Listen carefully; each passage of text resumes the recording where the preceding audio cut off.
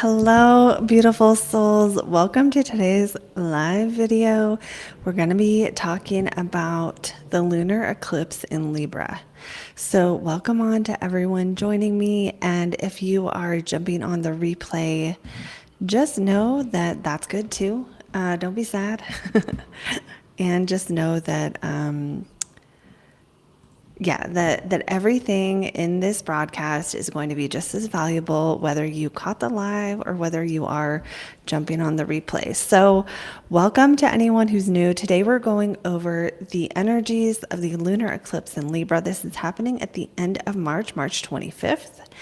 And it's good to kind of know these things in advance. So today what we're doing is I'm going to give you a breakdown for each sign of the zodiac, starting with Aries, ending with Pisces. And at the end of today's video, we will be doing, at the end of that, we'll be doing a live Q&A for however long I feel like we should do it for.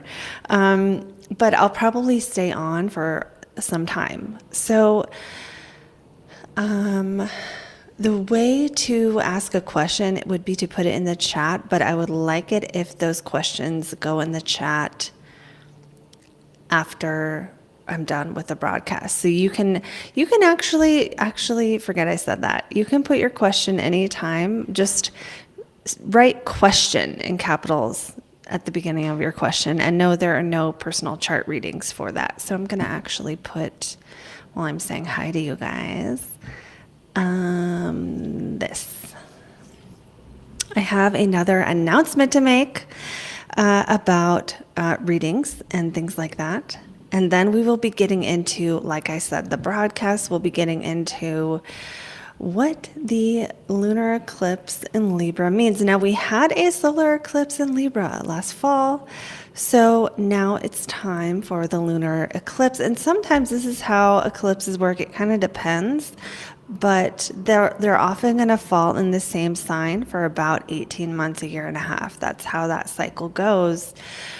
But because not every eclipse during that year and a half are always in the same exact sign, but we know the North Node and South Node right now are in Aries and Libra, so the eclipse is in Libra. Sometimes it'll be in the sign next to it, but not this time. So yes, we have a lunar eclipse in Libra to talk about. And like I said, I'll be breaking down that energy report for each sign of the zodiac. And then at the end, we will be doing a live Q&A, which is your chance to ask me a question. It won't be personal chart readings, but pretty much everything else is fair game as far as like how to deal with energies on the spiritual path and things like this. So going on now to the next thing I want to share before we get into these broadcasts, and that is something that I have a thing for. Where is it? Here we go. This is it. I decided to do something fun, and what I'm going to do is for everyone on my email list at the end of March, I'm going to pick one person who's on the list, and that person's going to get a free 20-minute video reading with me. So what I'll do is I'll email the person I pick, and if they want me to announce that they got it, I will. But basically, just by being on the email list, that's all you have to do to be entered. If you are already on my list, then you're already in. So you don't have to do anything. And if you are not on my email list, you can join it using the link in the description, and you will get, I'm going to show you guys this actually. So let me share. How am I going to do this? Oh, like this. Let me share it and show you what it looks like. This is what it looks like when you get to the page. It doesn't say anything about the free reading because I just decided to do that today or a few days ago. So all you do is it takes you to this page and you click get now, and then you can go to the next page that will give you this free guide. And like I said, it won't tell you anything about the free readings yet, but just by being on the list, you're entered. And each person is entered once. It's not all fancy. I'm just going to pick someone. There's no rhyme or reason by how I'm going to pick them. How are you guys doing? How is everybody feeling with the energies right now? Rakara's here. You made it on time today.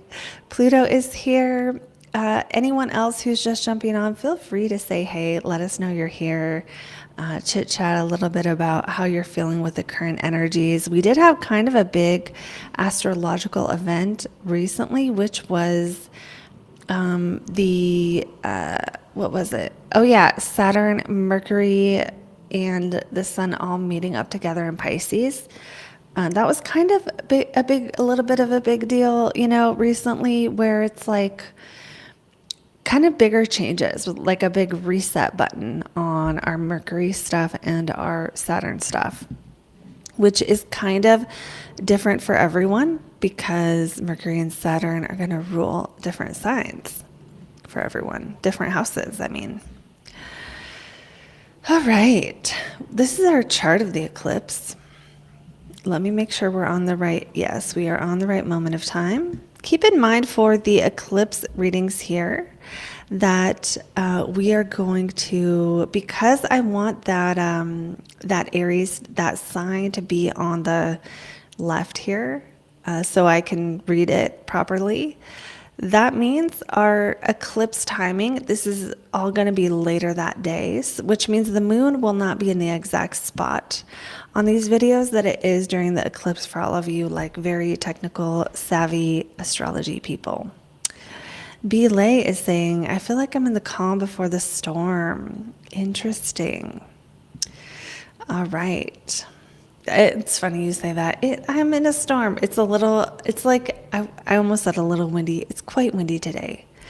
To the point where I almost couldn't leave my house because the gate was knocked over. But that's okay. It's sunny here almost every single day. So I'm okay with a little bit of wind, a little bit of storminess.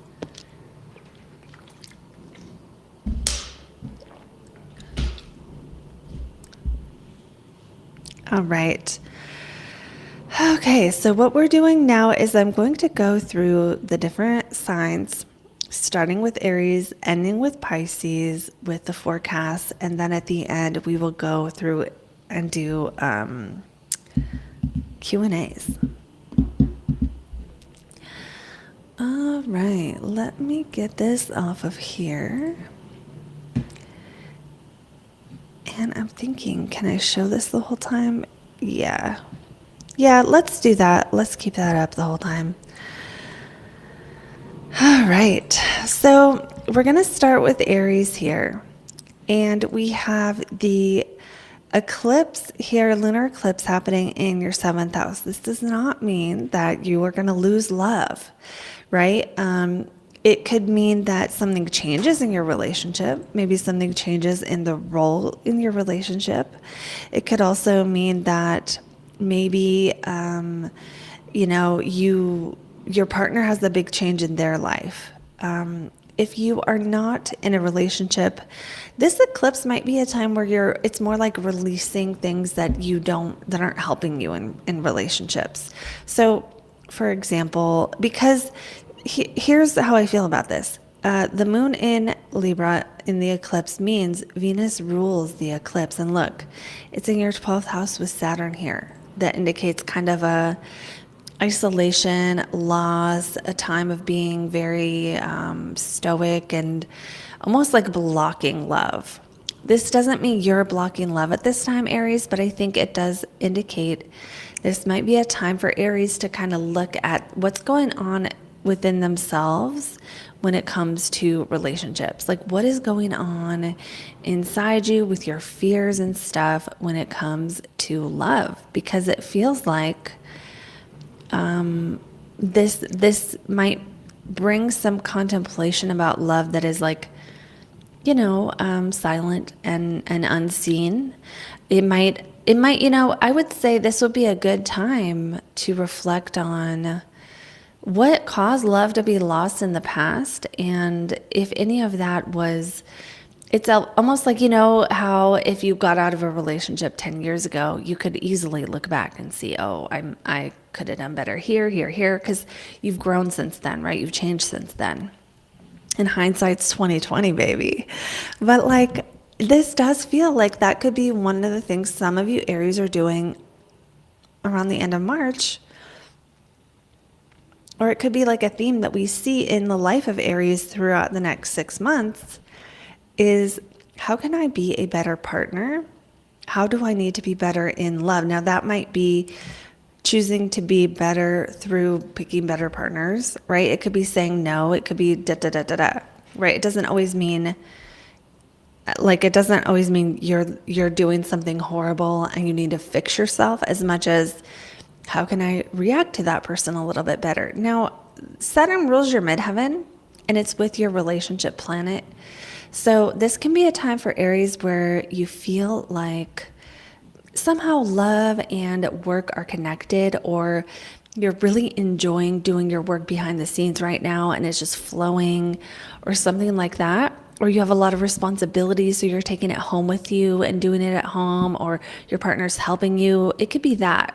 That's one way that can work. Another way is that it could be you're saying no to someone who, I mean, worst case scenario, Aries have to say no to someone who wants to cheat on their wife or husband, and you're like, no, we're not doing that.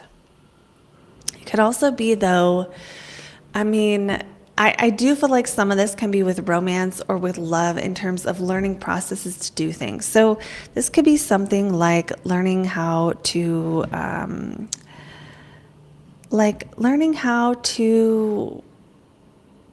have a relationship. Do you know what I'm talking about? Like for guys, this might be learning the art of pickup. For women, this might be learning how to be more elegant or something like that, right? They have those like courses that teach you relationship stuff. Clearly, I don't know anything about this, but it's like Saturn being the structured way of doing things, Venus ruling love, being in the 12th house, where it's like taking time out to see maybe where, again, what you missed, right? Especially if you're an Aries who's like, I really want love in my life, this cycle starting the end of March might be a time where you're getting serious about that. And because you're getting serious about wanting love, maybe there is some kind of contemplation that you're doing either in isolation or with someone who's like a mentor or something.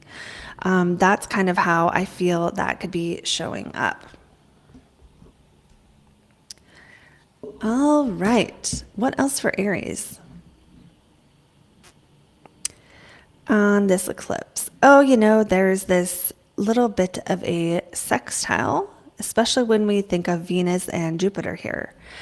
So what that means is that for Aries at this time, if you put in effort to face your fears and deal with subconscious stuff, that could help you financially. And if you put in effort with your finances, or a sudden change to finances or how you make money, may also help you enjoy your life, your spiritual life more. It's like money helps you have more time out to meditate, or taking time out to meditate helps you make money. Doing 12th house stuff, being of service, helping others, helping people with recovery if that's a theme in your life.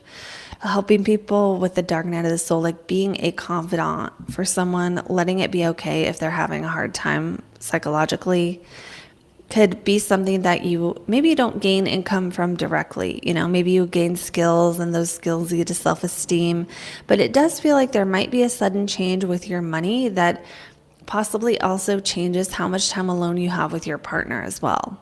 Or if you're not in a relationship, how much time alone you have, and that time alone is likely to be, at least in part, focused on relationships. So that's what I have for my Aries. You guys let me know in a comment if it resonates. And we are going to move on to the next one, which is Taurus.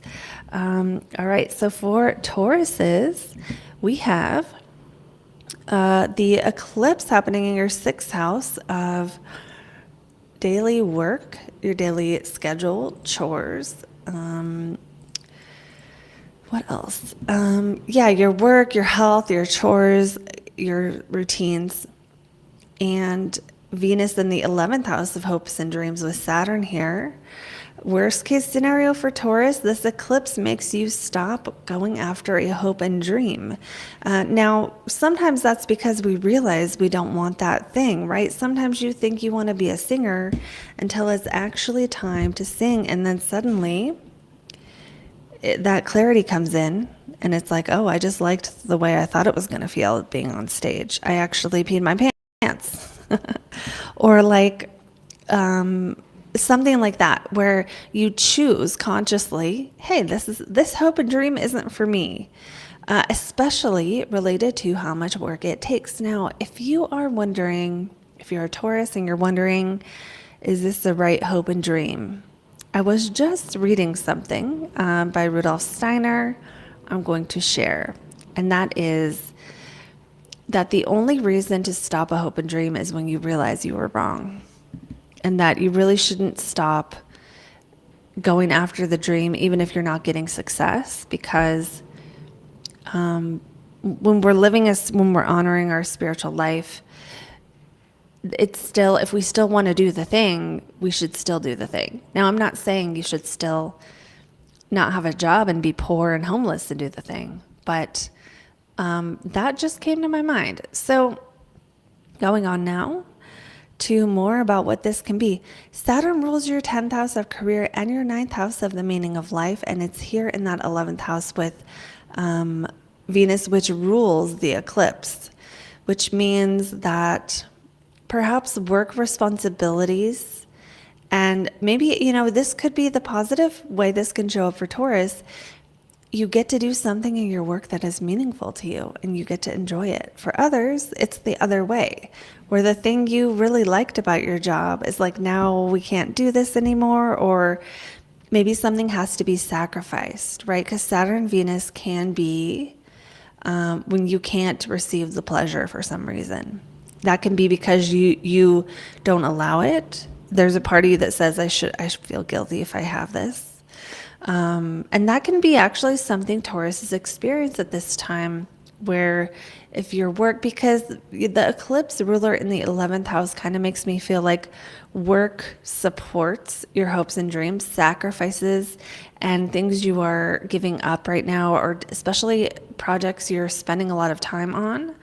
Maybe you're getting rid of a certain amount of pleasure, but then it's like for something greater. So, I imagine an athlete who stops eating sugar because they want to be a better runner or something, or someone who's, counting their macros and they're getting rid of that form of pleasure, but it's for a different kind of pleasure, right? It's for the pleasure of achievement.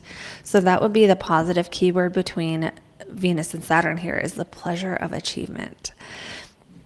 And that is a certain kind of pleasure that, people who like the pleasure of eating sweets or something, they don't always get that, right? So Taurus says maybe some people aren't really getting you. Maybe you have to cut yourself off from certain friends during this time who are trying to get you to do things that you want to be sacrificing, like getting sober or something, and fill this in with what fits for you. But it's like a real focus on how you may have, whatever behaviors you may have done to self-sabotage in the past, and that being stopping those things, and that being sort of a group activity.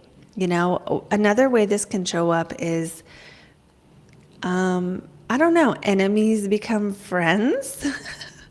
Maybe you find a truce with someone who previously was a known, this would have been an open enemy, in the sense that you knew who they were really obvious that they were against you or didn't like you. You could team up. I almost think of this as like, if you were a YouTuber, I'm not saying you are, but if you were like, and you're on one side of the political spectrum, you team up with the opposite, right? It's like the liberal and the conservative doing a podcast together, right? Fit that to whatever fits in your scenario for how you might link up with someone who is an open enemy, but for a common purpose or for a common goal. You guys have Pluto in your 10th whole sign house right now as well, really bringing that feeling.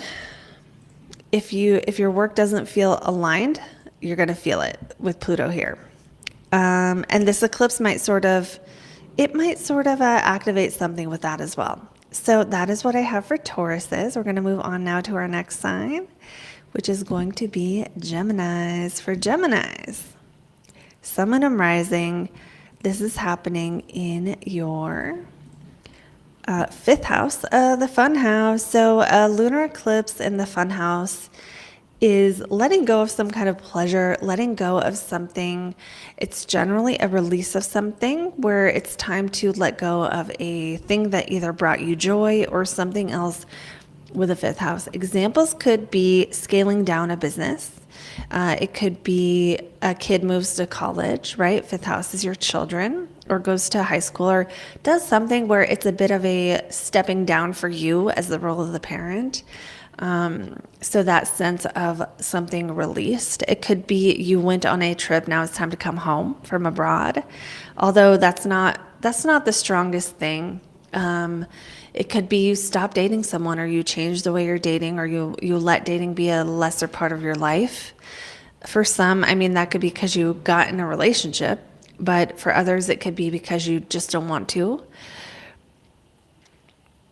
And letting go of a certain form of self-expression. I don't think this means you're not expressing yourself anymore. I think it means maybe you stop expressing yourself in a certain way. Or, it's like you realize the way you talk, you developed a little lisp, and now you want to get rid of the lisp, right? It could be something like that, where it's not as conscious, or something where, your best friend is no longer going to be your partner in crime in something, or something like that. So don't think the lunar eclipse in the fifth is a bad one necessarily. It doesn't feel that bad to me.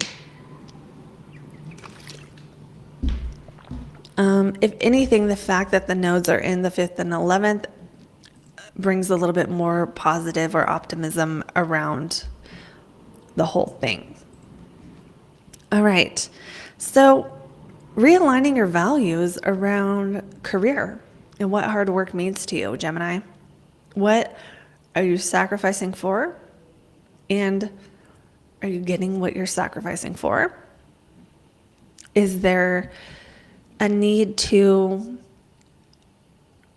approach your work life or your profession or your business in a more clear, direct, aggressive kind of a way? A more creative or poetic kind of a way? With Saturn in the 10th house, this started in March of last year, and it's like a time where you tend to have more responsibility, especially in career or your role in life or what your public role in life is. So it's like a time to kind of step up to that responsibility, because the rewards of Saturn are more work, but it's the work that you've worked to be able to do. And it's a stage in the cycle where, it doesn't come back around for like 28 more years. So if you get some opportunities to step up and do things that are, difficult or challenging, but they're the type of work you want to be doing, that's Saturn's invitation. And whether you say yes or not is your choice, but it does not come back around for a long time.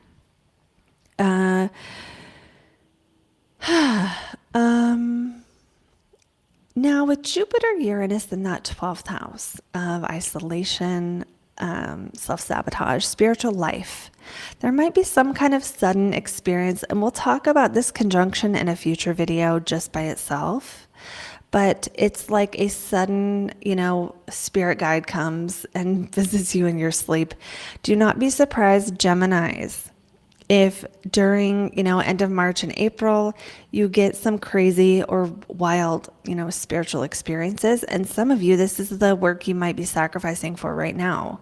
It's like you can still be doing your professional life, but you may also be learning things in your private life, learning things that people don't necessarily see, or learning things about the realm of spirit in any capacity, Geminis, that is going to have some kind of build up or moment here. With this Jupiter-Uranus conjunction. But at the time of this eclipse, Venus and Jupiter are sextile. So that means 12th house activities help 10th house activities and vice versa. Oh, also, I just realized these are in mutual reception. Okay. A mutual reception is when the ruler of one sign is in the other sign, and the ruler of that sign is in its sign. So we have Jupiter rules Pisces, so Jupiter is in Taurus, and Venus rules Taurus, and is, Venus is, let me make sure you guys can see this. Yeah, there we go. And Venus is in Pisces. So they are like, it's kind of like you're at your best friend's house and your best friend's at your house. Because you guys have a relationship, it's easier to know where stuff is because you're friends. And it's almost like if you're at your best friend's house and they're at the Pisces house, then you get all this, they have all the spiritual tools to do all the spiritual stuff. And then Jupiter being in Taurus's house is like, the other friend is like your spiritual friends at the rich person's house, and the spiritual friend gets all these really expensive herbs and spices and land and all these amazing grounded everyday things to do their rituals with.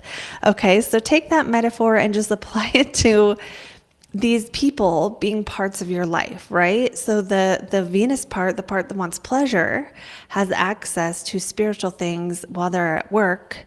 And the Jupiter part, the part that wants to learn and grow, has access to spiritual resources that are behind the scenes or unseen. So when you do the thing of Venus in the 10th house, like use your lovely voice or say nice things or create structure in a lovely way, or have discipline while at the same time making it look easy, those kind of activities are going to help your spiritual life, your psychological life, we could say. Maybe that's not the right term. Your spiritual life, your private life, your life with your spirit guides, your recovery, if you're in recovery from something. So, and then, doing the spiritual thing can help you at work too, just by those planets being where they are. So how to use that sextile is like bring prayer or, something spiritual into your work, and also bring your work to your spirit guides, bring questions about work to the spirit realm, and see how that works, Gemini. And let me know in a comment below how that resonated. I always love hearing from you. So now we're going to move on to Cancer. For Cancers, we have the lunar eclipse in Libra happening in your 4th house of home. That doesn't mean you're going to lose your home, but it is a release of a certain way of being when it comes to your emotional foundation. So it's like letting go, like maybe you need to journal every day and now you don't need to anymore. This can be a positive thing where you've gotten to a level where whatever tools you needed to get to the bottom of how you felt, perhaps you don't need them anymore. It could be a change in your actual residence or a change to your parents' lives, or it could also be, again, like some other release when it comes to what you do to normally feel okay, because that 4th house is, how we feel in our own skin. It's our private emotional selves. So now going on to the fact that Venus, which rules the eclipse, is in that 9th house with Saturn.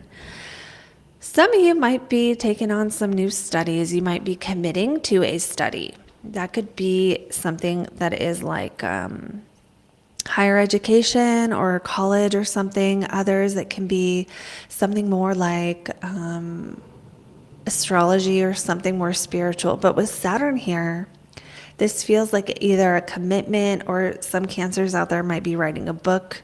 You might buy a heavy book on something that, is something that, like, I keep getting the feeling for Cancers that it's like now you're at a certain level, you've reached a certain level, and now that you're at this certain level emotionally, you can handle that huge heavy book. It's almost like you wanted to learn, I don't know, like, let me think of something hard to learn, traditional astrology.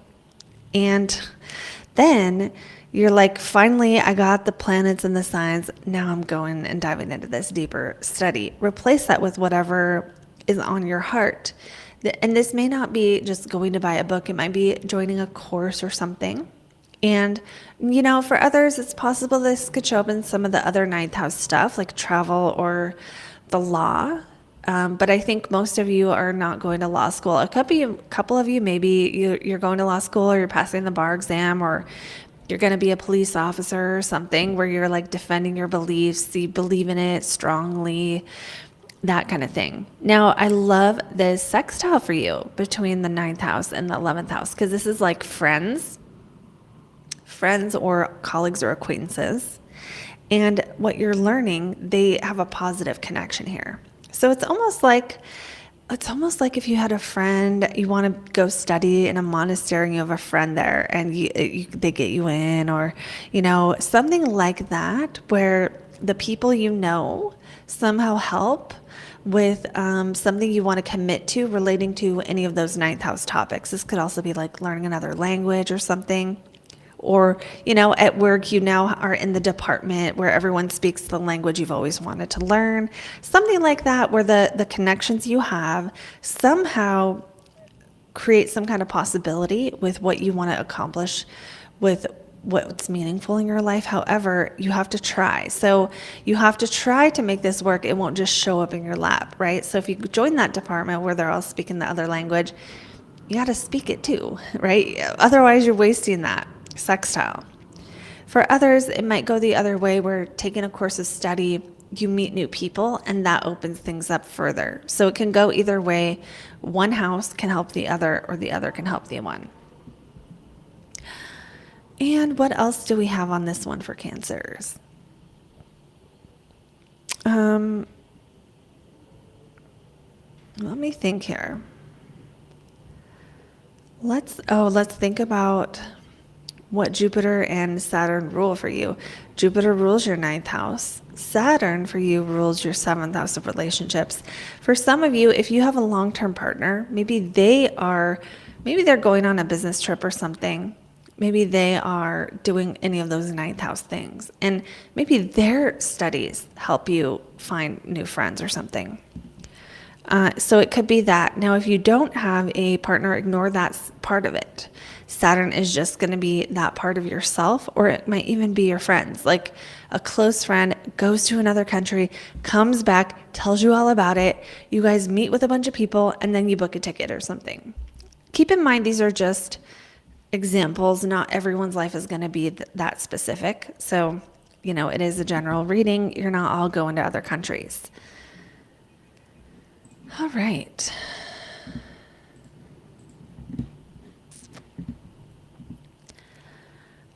Okay. I think that's good for now for Cancers. Our timer did go off. But overall, for you guys, letting go of something fourth house related, which means something related to home, family, or your own emotional well-being, a release of that, possibly even just taking on a project that gives you less time for things that are comfortable, and you spend more time on reaching goals and going out and networking and things like that. That's another way that could show up. So we're going to go on now to the next sign, which is going to be our Leos. All right. Hello to everyone who is on the live who's saying hi. I know I talked to Rikara and Pluto and Belay earlier. Also, I think Ms. Drosity, hello, I've not seen you in a while. And hey, Josh from Georgia. So going on now to Leos. The South Node Libra lunar eclipse is happening in your third house of communication. So you might be just not reading as many books. You might have had to carpool a lot, and now you don't have to take that trip anymore. Maybe you were really busy learning like 5 things at once, and now you only have 3, or the extra course you were taking will end during this 6 months from March 25th to the next eclipse we have.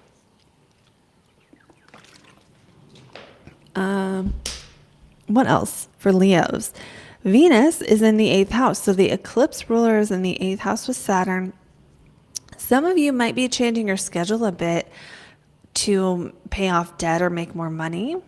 Now, for some, it's like Maybe you paid off a certain level of debt. Now you have a little bit of freedom. For most, it feels like it's going to go the other way, where your day-to-day life, actually, it's possible. Some of you maybe took out a loan, but it doesn't feel like that is honestly. It feels more like your day-to-day life is sweeter because it has more intimacy in it. Your day-to-day life is sweeter because you have learned a certain thing and mastered a certain skill, third house eclipse, or you've decided to stop doing it and now it's like easy, or you've gotten to a level where you don't have to think about it anymore.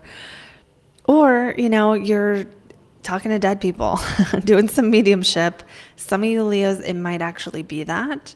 But for most of you, and for some, I would say also healing from any kind of grief or loss might be a thing here, right? It might be that you are learning techniques to deal with the psychological challenge of having passed over loved ones, particularly ones who are women. I'm not saying I think anyone's going to pass away from this transit necessarily. I wouldn't make a prediction like that in a group reading just because that just scares too many people. And I just don't do that in general readings for ethical reasons. One being I could be wrong. And then you just think people are going to die. I don't want to do that to you. So this 8th house, though, can also be taxes or your partner's money. Your partner's money just got sweeter, or something about some of you, your cousin or your sister or brother and your partner are going to make money together, or, your sister gives your partner a loan or something. That's not going to be everyone. So taxes, accounting, what you owe, getting an estate coming out, money from an estate, money from a past will or something, those things might be coming up during this time. I'm not saying this doesn't feel like a lottery win kind of an energy. It feels more like the money is in the trust and I can't get to it kind of an energy, because Saturn's there saying, no, you are not allowed to pass go. You do not have what it takes to get this. If there even is money, that's only going to be for those people who that topic makes sense, right? So if you have no will or no nothing, then that's not for you. Now, Venus in the 8th house is sextile Jupiter in the 10th, and these are in mutual reception with each other, which means growing in your career can help your partner's money, or can help your intimacy, or can help your relationships, and relationships can help grow your career. For some of you, this is simple. You make money in your job and you're going to put it into a mutual fund or something. Right? Some of you, it's going to be that kind of a thing where the growth that you're having in your career, your partner's sharing with you on what you're growing if you have a partner. And if you don't have a partner, it's like it's getting invested, or it's getting, you're paying off a loan with it or something. Others of you, paying off your loans might free you up to do something in your job, or taking out a grant or something could also free you up, although it's not as likely usually when Saturn's in the 8th. Or mediumship becomes a skill you use in your work, or other 8th house jobs become skills you use in your work, or your ability to deal with crisis of other people in a kind way helps you in your work. Dealing with other people's problems helps you in your work. Helping people solve their money problems helps you in your work. Those kind of things. Helping people solve their spiritual problems helps you in your work. You get the idea here. 8th house topics contribute to 10th house topics and vice versa. Let me think if anything else is jumping out here. Yeah, I think with this pileup of planets in the 9th house, it's almost like maybe at this time there's more focus on what you know, of gaining more knowledge in the intuitive sense. Maybe you're letting go. I like this. Maybe you're letting go of that part of ourselves that feels like if we just read that next book, then we're going to, know everything is going to be perfect. And maybe you're stepping into more of an intuitive nature where you are really going with feeling. You're going to read the book that makes you feel a certain way and read 3 pages of a book that feels good. instead of trying to like get somewhere. You know, that third house, when we get too caught up in the third house, this is when you have like 20 books at home and you move them around your house and you don't fucking read any of them. I know this because I have Pluto in the third, and there's almost this obsession. Not all of you have that natally, but there's like this obsession of like, if only I have all the knowledge, then I will be okay. You know, we all have Pluto somewhere. We all have third house stuff. But that is kind of the difference. And these two houses are really kind of lit up in your chart right now. So it's going to be like all about what needs to be let go of in your daily communication so that you can have that deeper, more intuitive felt experience of life. Some of you Leos, who knows, maybe the end of March, you'll be going on a social media fast or something where it's like, no, I'm not going to research that on YouTube anymore. I'm going to read the books by the real authors and get the deep insight that's already there. Okay, let me know, Leos, if that makes sense. And we're going to move on now to Virgos. Riccara, your phone froze. Is that why you said uh-oh? Because I thought you didn't like something in the broadcast. Socrates Dancing is here as well. All right, guys. So now we're on to Virgos. For anyone jumping on, we also are going to do a Q&A at the end of this broadcast. Just no personal chart readings, but those of you who are here at that time will be able to ask me questions. They can be astrology questions. They can be questions on your spiritual path, how to deal with emotional patterns, especially. Those are the kinds of things I love to answer. Or, you know, how to reach your purpose, of course. Okay, so going on now to our next sign, like I said, which is Virgos. And all right, where am I here? Yes, for Virgos, the eclipse is here happening in your second house. Now, that does not mean, because it's a lunar eclipse, so lunar eclipse tend to mean we're releasing something. This does not necessarily mean you get fired or something. It could be releasing certain responsibilities at work. It could be letting go of certain physical things. You're getting rid of possessions. It could be getting rid of a stream of income because you are consolidating and focusing it in and you don't need it anymore. So things like that, I would say. Now, it could be letting go of money, but it might be because you're spending it on something. Especially with the some focus here on the 8th house. It could be paying off debt as well.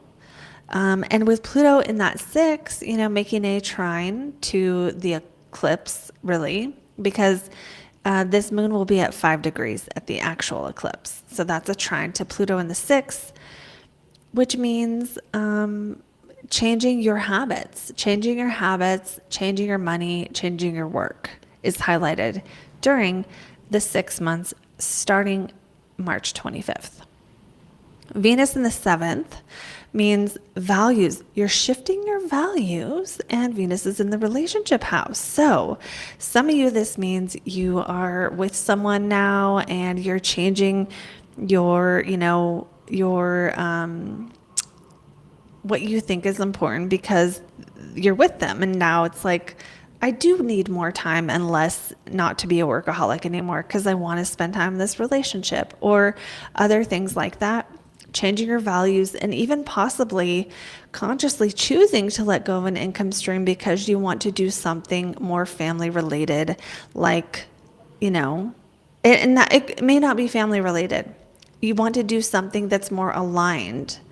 And I'm seeing Jupiter here in the 9th, like travel the world. Some of you Virgos are going to pull I don't know what to call it, where you get rid of a bunch of your stuff or you put it in a storage unit and you just sell your car and you just go somewhere else. You go live overseas because you always wanted to. Some of you, though, it's like, no, I got in this relationship and now we want kids. So we're going after this hope and dream. And it makes more sense for me not to work, kind of a thing.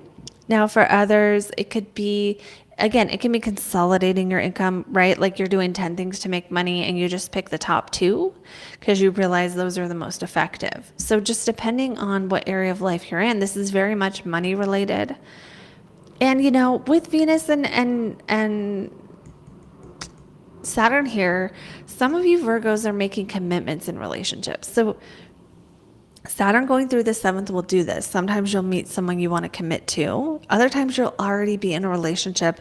You'll have something happen that requires a bigger commitment. You buy a house together, you have a kid, you do decide to travel together or take on some other big goal that requires, working together and planning and sacrificing. But it's like some sacrifices are good, right? Like having a baby, even though there is sacrifice, most people are like, there can be good things to that as well, right? Okay. Anyway, I'm not trying to get into a debate about that.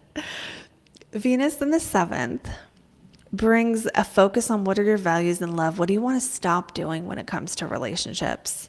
If you're single, what do you need to stop doing so you can have a partner? Realizing those things. Taking responsibility, maybe having a bit of a life review of relationships and trying to figure it out. With this sextile to Jupiter, it's like there's potential for growth either through travel, learning other languages, the law, spirituality, your belief systems. And that somehow having something to do with what you value in your friendships. Do you need some friends who have the same beliefs as you, Virgo? Do you need to go somewhere where they're hanging out so you can meet them and not be so isolated? Saturn going through the seventh can be a lonely time, depending on what else you got in your chart, because sometimes we have to stop. We realize why certain relationships have run their course, or we realize sometimes it's just setting boundaries with the people around us. Other times it's cutting people off, or they cut us off because it's just the relationship or the friendship just doesn't work. It's not right for us. Or we can see how certain behaviors that we tolerated from friends up until this point, once Saturn goes into that seventh, which it has been since March, it's like now we're not going to tolerate it anymore. Now we're saying no to this. So yeah, for Virgos, changes to finances, reevaluating priorities in relationships, and sudden opportunities, ninth house stuff, which is like travel, philosophy, learning something new, taking a course that you suddenly spontaneously join, or something else like that, that kind of like the ninth house. If I have to sum it up into one word, it would be the quest for knowledge, the quest for truth, the quest for adventure. So what adventure are you called toward that makes you want to get rid of all your stuff, or makes you want to reevaluate what's important to you? Going on now to the next sign. Let me know, Virgos, how that lands. Let me know in a comment. Okay, so we're going to go now to Libras. For Libras, this is happening in your first house, which is you. Normally during eclipse season, whenever the North and South Node hit your sign, these are going to be bigger life changes in general, and it's an 18-month period. So don't freak out. Don't think you're going to lose yourself, but it does feel like there might be a certain aspect of yourself that you're ready to let go of. Now, sometimes that's going to be a job. With Venus, Saturn here in the sixth, for some of you, it's a job. It's like this job is no longer aligned, or you get fired, you lose the job. Saturn hitting Venus there definitely could be during this 6-month cycle. Some Libras could lose a job, but not everyone will. Some of you, your work will get harder. Oftentimes when Saturn's going through that sixth house, there's more to step up to, and you don't always get more reward for that yet. Right? So it's like you have to drive farther to work, your commute gets longer, you have to do more work to even be ready to start working because of some kind of setback or some kind of change. Or you're working hard at like prepping stuff that you're not really getting the outcome of yet. That will happen when it gets over your descendant and into that seventh house. All right, so Venus might be in this eclipse cycle starting March. You might be reevaluating your priorities when it comes to what you want to spend your time doing. Where do you spend your time? Do you get enough time doing what you want? This might be a moment in life where it's like, you realize you have no time for yourself, or you're fulfilling some responsibility in your day-to-day life. And that can have to do with your partnership. It could also have to do with, for some Libras, you may be dealing with some wills or some estate stuff, or dealing with other people's money in some capacity. Now that could be because if you're an accountant or something, well, that would be that. But if you're not an accountant, it's possible this could be a time where you're helping a trust, you get appointed to manage a trust, or you have to deal with a past loved one, even if it was in the past, whose, money needs to be sorted out. Someone has to do that work. Some of you Libras, that's what this is.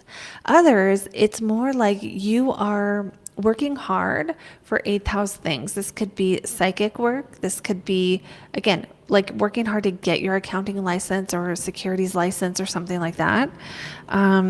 Or some other topic that relates to any 8th house industry, which is the sex industry, the death industry, or the money industry. So all the stuff people do to manage other people's finances, that all goes under that umbrella.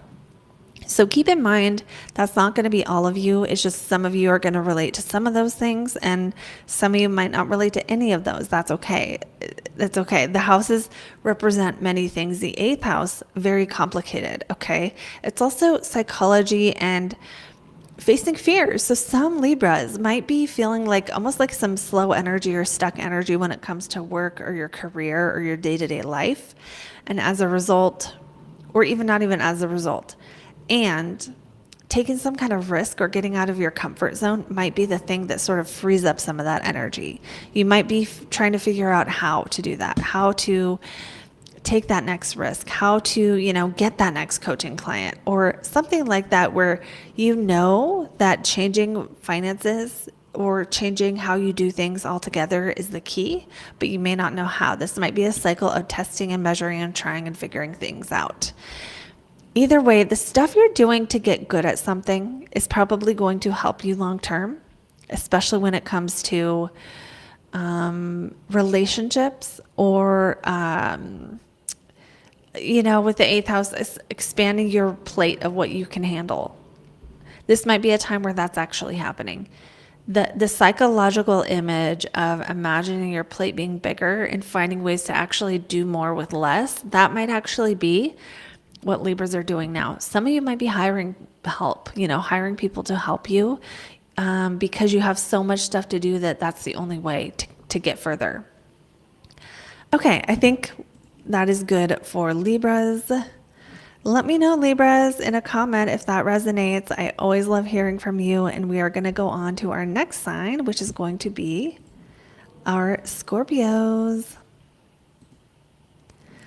For Scorpios, we have this happening in your, 12th house.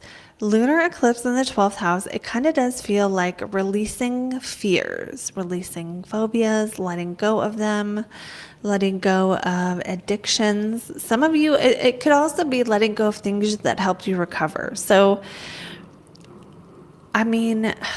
almost, especially if you were in some kind of rehab of any type, this might be a time where you're getting back into life, and it's even though that feels like a gain, it's like what you're losing is your quiet time and the contemplation and I think of when I broke my ankle, I fractured it actually and had a surgery when I was living in Korea. And even though getting back to work is a good thing, man, I remember my very first day back to work and how when I got home that night, I just cried my eyes out because it was so fucking hard to get to work while I was on crutches and then get home and just live was so hard.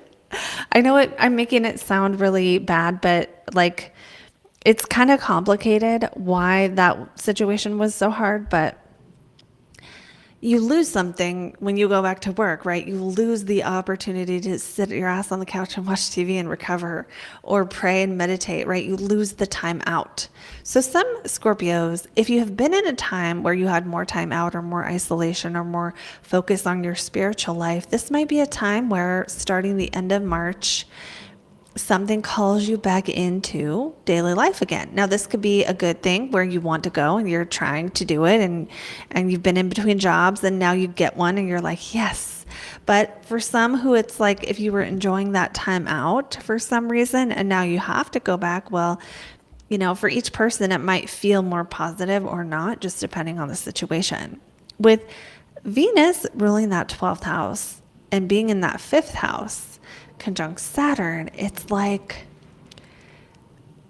you might be learning how to have fun doing spiritual stuff. Some of you. Others of you, it's like your own connection with your spirit guides, your own spiritual life helps you to start a business or stop doing something. It's interesting because it's like some of you could have like a getting sober moment during this time where it absolutely could be quitting a thing that brings you pleasure, but you know that pleasure is not good for you. Now, everyone's going to be different here with what they might be quitting, right? Venus and Pisces could be alcohol. It could be sugar. It could be, it's the 5th house. So like it could be porn. Some of you were like, I need to quit it.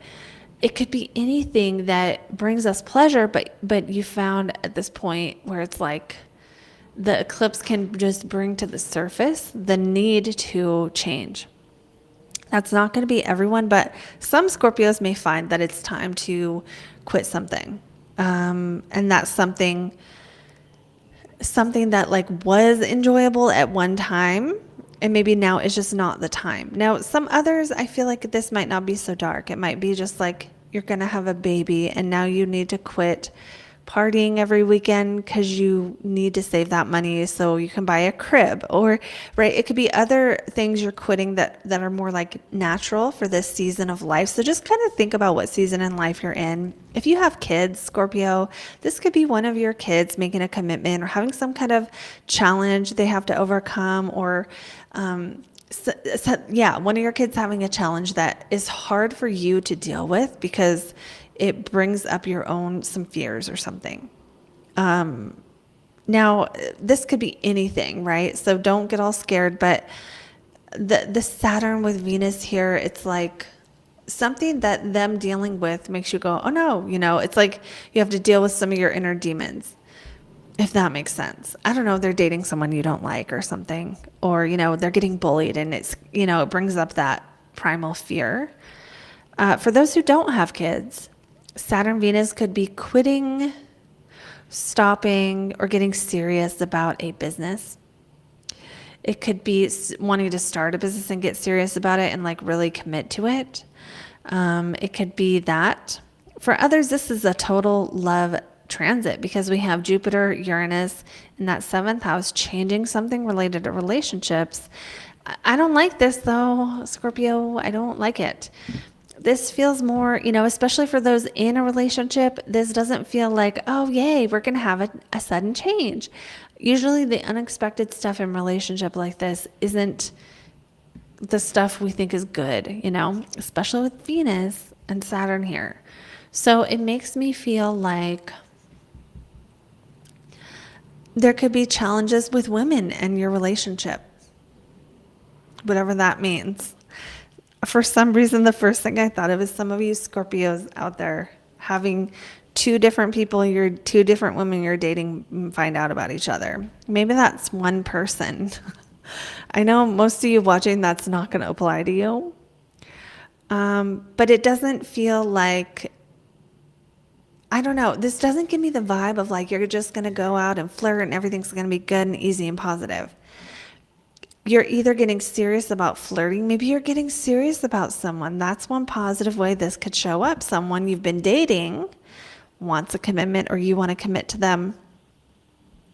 And if that's the case, some of you Scorpios don't want to do that. And it's like, oh no.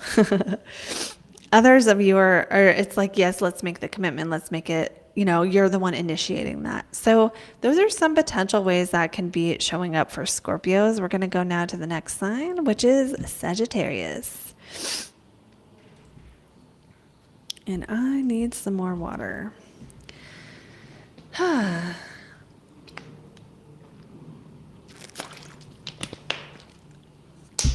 Okay, so we're going to do Saggies next.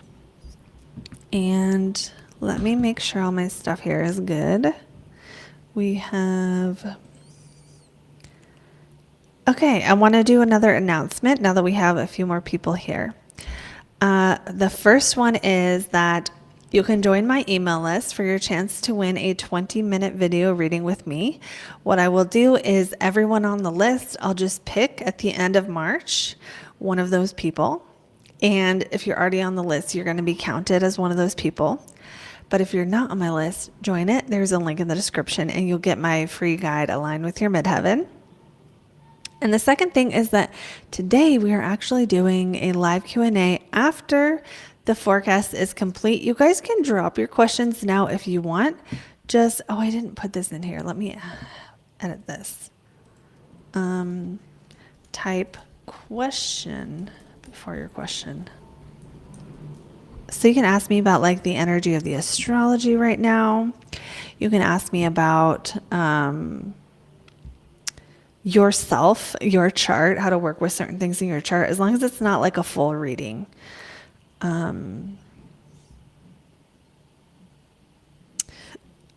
Okay, so going back to Sagittariuses. Okay, Sagittariuses. We have this happening for you in your, wait, oh, we got to go this way. 11th house of friends and friends, groups, hopes and dreams. Most of you, it's probably changing a friend group. Okay, some of you, Sagittarius, are just moving again, like you do all the time. But others, maybe you're consciously choosing to leave a group or a professional association, a workplace. Like workplace, I think of like somewhere where you go to work where there's lots of people. If you rent like a workspace or, if you go to certain events to network, maybe you're stopping that. And it could be because it ran its course. It could be because you realize it's not within your values. So we have Venus, which rules that 11th house of friends in the 4th house, conjunct Saturn. This almost makes me feel like some of you Sagittariuses, it's like you will be leaving a group of people and staying home more because you need to be home more. Maybe this is because life circumstances require that. Maybe because you want to invest more energy into your home and not as much energy out to other people. Maybe it's because you value something related to either keeping your home how you want it to be, or like you could just be spending more family time, right? It can be that. Spending more family time, doing more stuff around the house, doing the dishes more, doing more laundry, doing more chores or things, or, spending more time at home, caring for yourself or your loved ones. That could be a positive thing. This does not have to be a bad thing. And,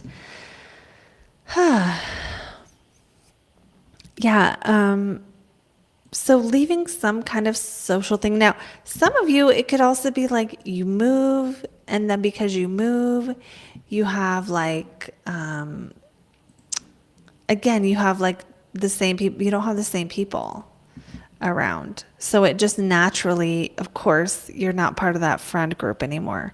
Others could be, again, consciously leaving a group of people because you don't share their belief systems. But I don't feel that as much. It doesn't feel as much like it's about beliefs. It feels like it's more about money and time and money. Do you have the time and money to do all this? What is your time and money telling you to do? Time, Saturn, money, Venus. For you, no, actually that's opposite in your chart. Even though that's what it is, for you, Saturn rules money and Venus rules time. So isn't that interesting? So it's almost like you are not able to spend as much time because of money or because you just can't or you just don't want to anymore. Even though Jupiter's here saying, do more, do more, do more. Saturn's here saying, I don't have time, I don't have time, I don't have time. So it might be that. It might be an abundance of work right now, Sagittarius, puts you in that kind of a zone where it's like, I got to do this, but then I got to do that, and I don't have time to do them all. Now, not everyone's going to go through that extreme of a thing, but it definitely is going to, this eclipse is going to be a change to the groups that you spend time with the most. It might also change the form of a hope or a dream. This doesn't feel like your dreams are dying, Sagittarius. This feels like the moment, I talked about this with someone else, where you're like, I want to be a singer. And then you get on stage and you sing and you don't like it. Not that you're not willing to face the fear, but you realize the way you thought singing on stage was going to feel doesn't give you the feeling you were going for. And so this could be one of those things where you scale down a dream because maybe you're like me and you're getting older and you have a Saturn transit and you realize I only have so much time left on this planet.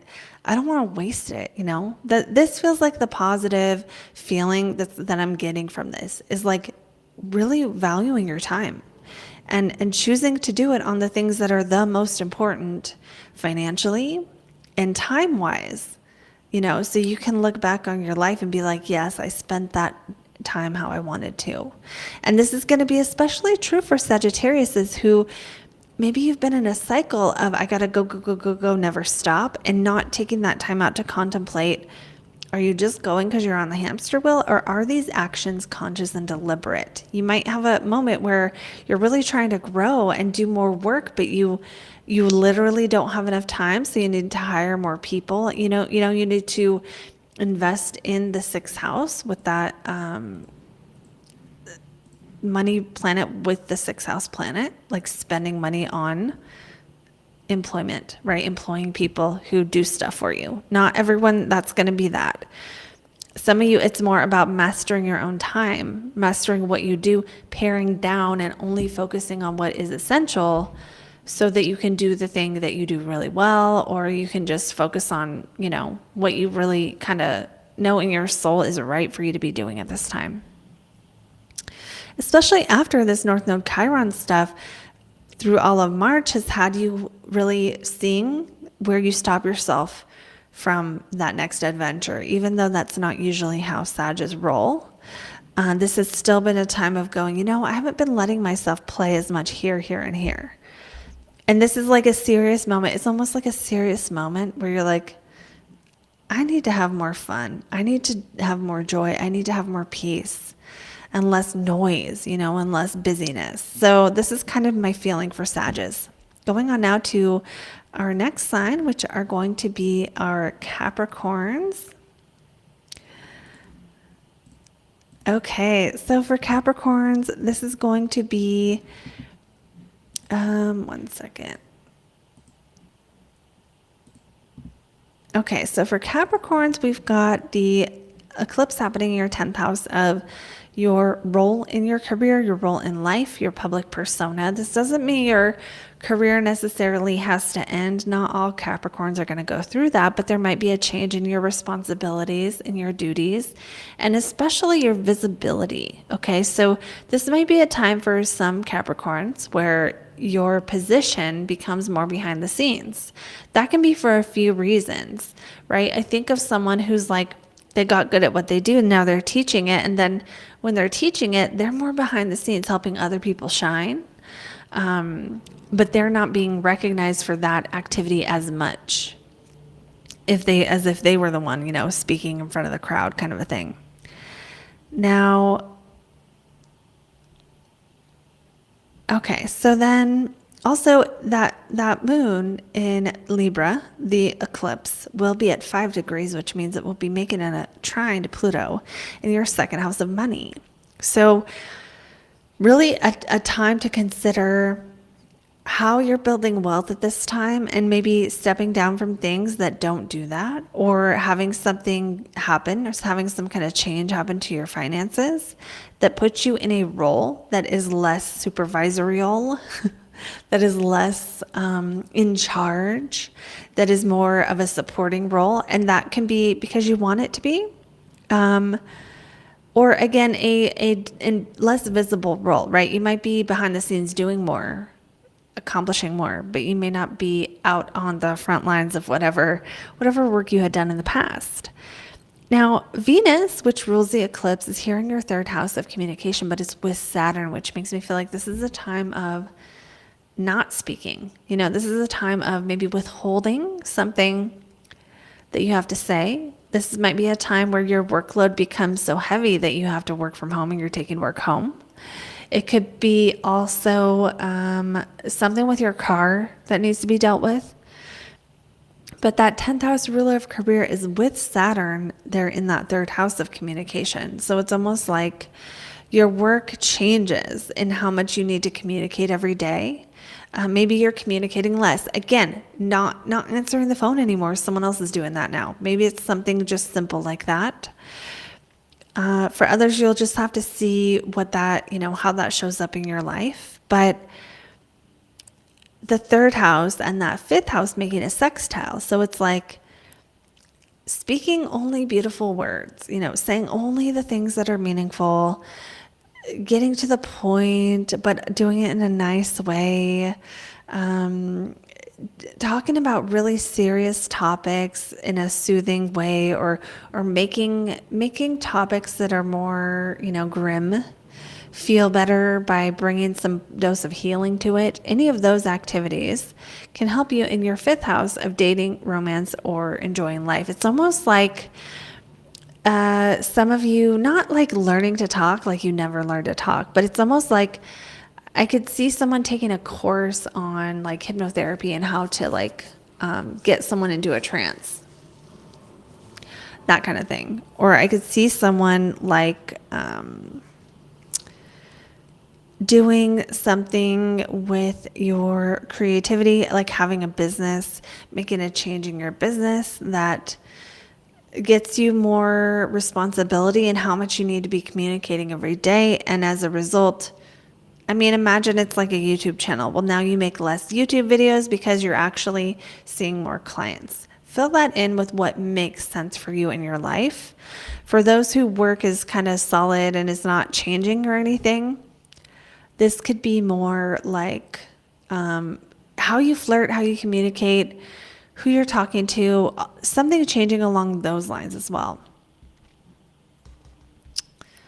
Let me see what else I can see for you, Capricorn.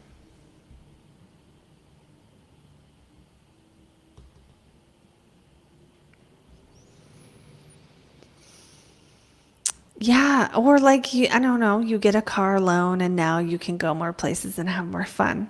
It could be something like that, right? Because the Jupiter stuff here, Jupiter, Uranus in the fifth house is like pleasure, like a sudden change in pleasure. It feels like a positive one. Now, this could be like some of you Capricorns start dating someone, and because you're dating someone, you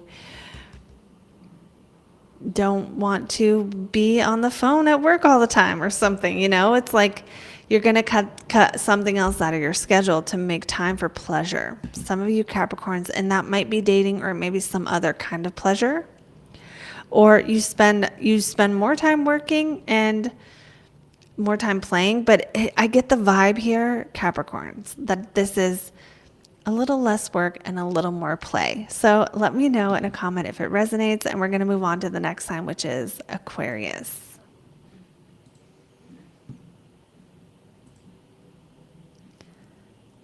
Carolyn made it. Hello. All right. So for everyone just jumping on, we are doing a live Q&A at the end. You can drop your questions at any time. Just write question at the beginning. And we are now on Aquariuses. For Aquarius, we have this happening in your ninth house of the meaning of life. So something changes related to what's meaningful for you. You could drop a belief that no longer fits. You could finish a course, right? That's probably the most common thing, is you are learning something and now it's time to be done with that. You could come back from abroad. You could be done learning another language. You could be done with a certain court case or some legal thing. Now, the moon at the time of the eclipse is at 5 degrees. That is trining Pluto. So that means that there's some kind of change to your whole identity that this eclipse may help. I hate saying it like that because sometimes it's something hard. Let me rephrase that. Letting go of a certain belief or the natural end of a ninth house related topic. You're done writing a book. You're done publishing something. You're done with the lawsuit. You're done studying for the bar. You're done learning an astrology course. Something like that, completing and finishing up, or some other deep knowledge on your topic of choice, right? Your interest. Something like that helps you change your identity in a way where you can now move forward as I'm the person who finished that thing.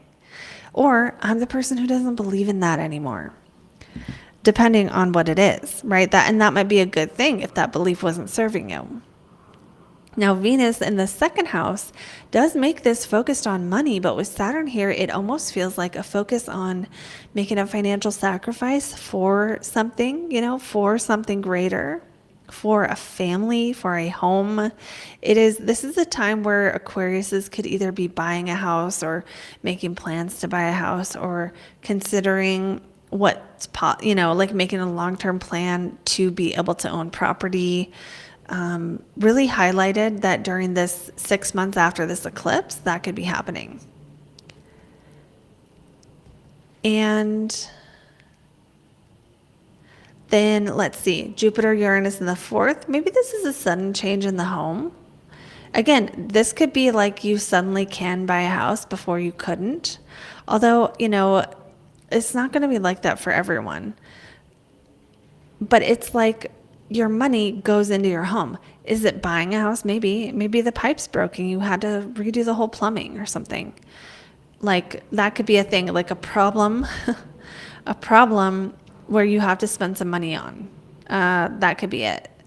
But it does feel like even if it's a problem you have to spend money on, making the investment or dealing with the problem financially and just investing in what you need to invest in, this is not financial advice.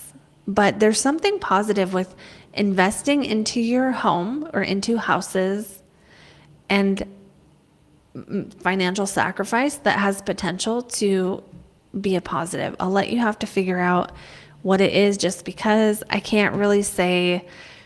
If I get too specific, there's someone out there who I'm going to lead astray because that's not for them. So just think about how money and home are connected, and how by focusing on one, you're getting something out of the other.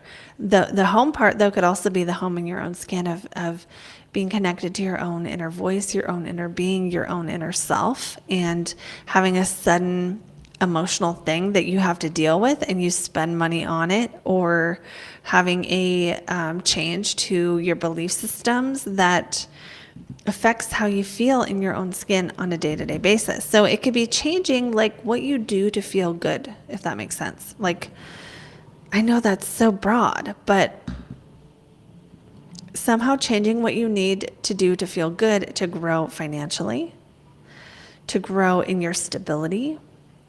And for some, it's going to be downsizing a house, so you have a little more room in your budget, right? Something like that, where that selling a house or something, that Saturn could be more of a end or a closing of a chapter or limitation related to fourth house stuff.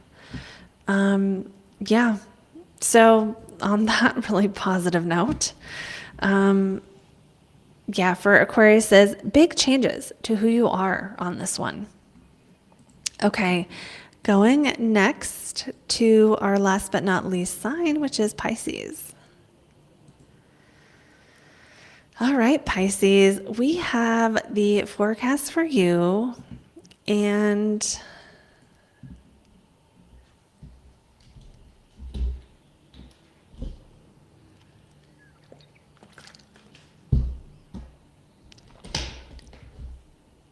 okay, Pisces, yes.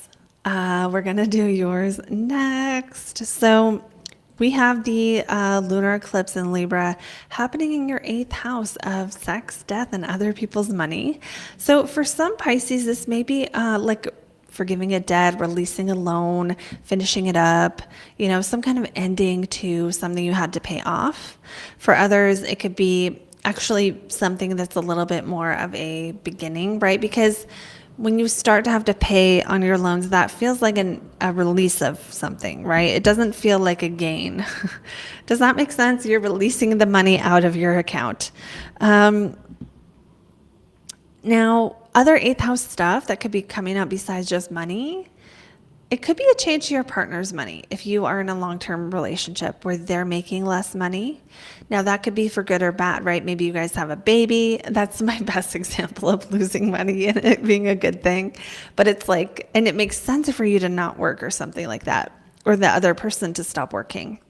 Now, for others, this will be maybe a change to your own intimacy or psychic abilities. I don't feel like you're going to lose love or you're going to lose the psychic ability or something like that. It might be, again, where something eighth house related just runs its course. You were taking a course on how to be a medium and then now it's over. Or, you were doing a certain thing to develop intuition and now you're going to stop doing that. Or,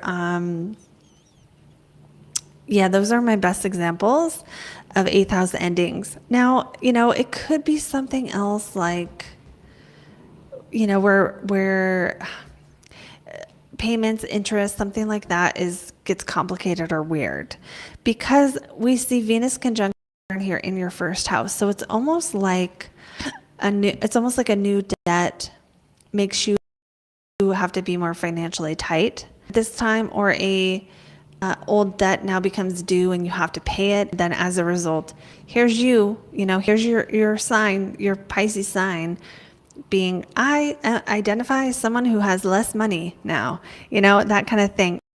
I identify as someone who lost someone, or I identify as, being the one who didn't get picked in the relationship. Or I guess, suppose some of you, this could be relationship challenges or something, but for most of you, it's not. For most of you, it's like if you were in a relationship and then you were now during this time going to court to get part of the money, maybe you didn't get as much as you wanted to, or they took some from you or something. I'm trying to find a positive here, guys. I feel like sometimes it's hard. Let's look at the other stuff, though, between the first house and the third house. Jupiter, Uranus in the third house makes me feel good about this, because it makes me feel like you guys can have some sudden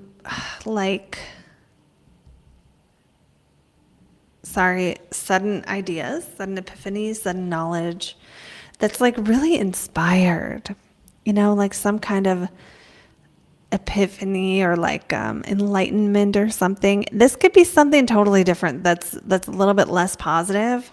But the best thing is like you learn something new that's mind-blowing, okay? Jupiter's here making it better. It could be like a change to your car that you kind of weren't expecting, or something going on with the lease that you were like, oh, I don't know. I can't get away from all these weird financial stuff. Pisces, what are you guys doing? Okay, let's think about this. Jupiter rules your 10th house. 10th house ruler in the third, meaning a growth or an increase of work related to communication. And having that growth or increase somehow require some kind of sacrifice of something you enjoy. So maybe this is a time where you're busier, doing more communicating in your work, and it's because you're motivated to pay off some kind of debt. Okay, maybe you are the one who's like, I'm going to do this now, right? That would be the most empowering here. Is Saturn in your sign means you're going to be faced with more responsibility during this time. Oftentimes, it's like you've got a new job that requires more of you, or you're working a couple jobs, or there's just something to sacrifice for. With Venus here, it's giving you a chance to realize or commit to something that is important to you, that brings in topics of either the 8th house or the 3rd house. So other people's money, taxes, etc. Or like your own financial entanglements or your own level of financial ability and responsibility, or, third house stuff, which is like your car, or it's like your neighbors, your neighborhood, or your communication. So committing to something related to these things, committing to something because you want to be the kind of person who does this thing every day, or who talks to these people all the time, or, who has this type of conversation style, or who networks and gets clients, or who, listens to people, and you practice active listening and you don't, make any money doing it, or you do make money doing it. Maybe you do, because even though the South Node in the eclipse is in the 8th, the North Node is still in the 2nd, kind of pulling you toward, especially with this North Node Chiron. You can still go watch that video, even though it's March watching this, because that conjunction, it's still very, it's still a few degrees. But basically, where have you held yourself back financially in the past? And what is it that you realized maybe in February, that you're like, ugh, I really want to be able to handle this financially. And maybe it wasn't a big deal in February. Maybe it was just a moment of realization that now there might be some commitment happening either the end of March or forward. That's like, okay, this is my meal plan every day that I pay off debt.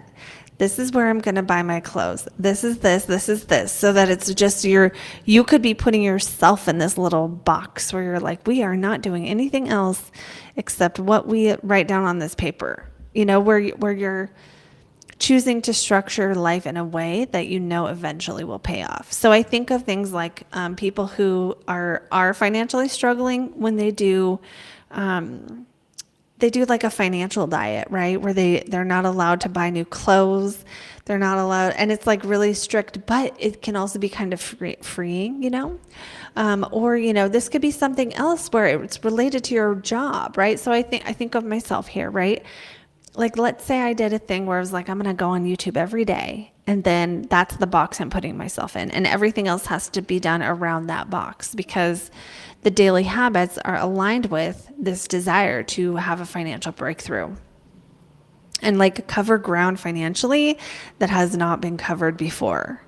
Either way, this eclipse will have Pisces realizing what you want and need with finances, and possibly also with how you communicate, how busy you are, how busy you want to be. And it just makes me feel like Pisces are probably going to recommit to something or commit to something new to help solve something or grow themselves professionally, right? Because Jupiter rules that 10th house. And even if we factor Uranus ruling the 12th house, it's like growing yourself professionally in a way that is maybe not everyone can see. Maybe it's not visible. Maybe it's sudden. Maybe it's weird and different. Maybe it has to do with psychology or spirit guides or something. But it's like Pluto is transforming that 12th house of connection to your spirit, to your guides. So it would make sense if, since about February, Pisces have been feeling like, I gotta be true to my meditations now. I gotta be true to my spirit.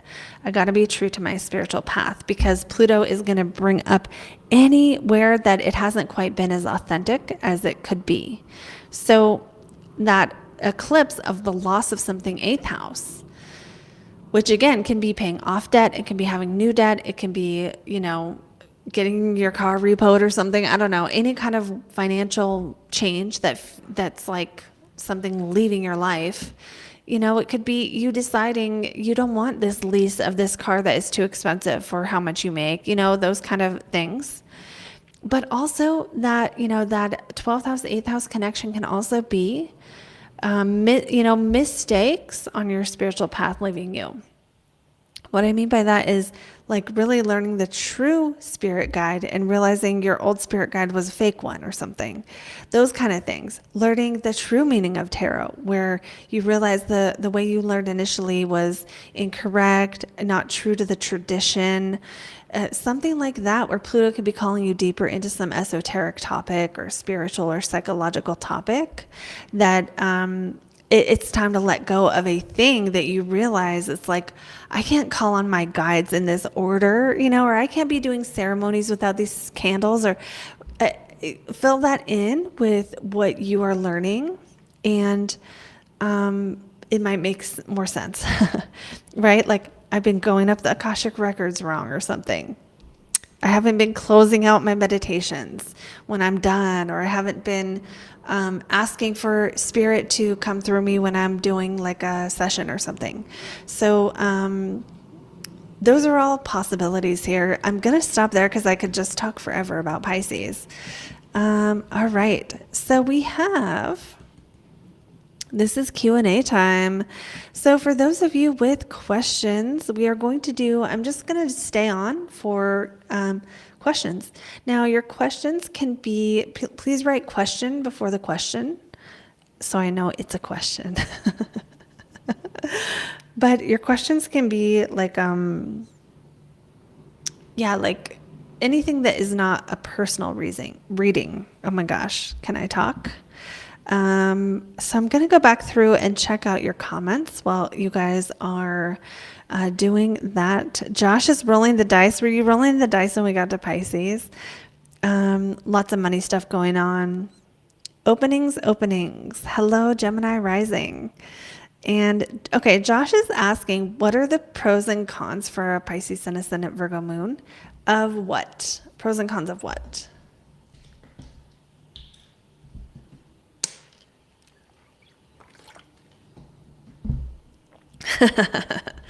Do you mean like for the eclipse? I kind of don't want to do ones that are like that are like, what about this sun, moon? What about this? But you guys can ask me stuff that's more like, I have Mars in this sign. How do I work with it? How do I work with Saturn being conjunct my blah, blah, blah, blah? Okay, what are the pros and cons for someone with a Pisces Sun or Ascendant and a Virgo Moon? Well, some of the pros are that when you have that, you have the both sides, right? Because Pisces and Virgo are opposite. So you would have, let me show the question.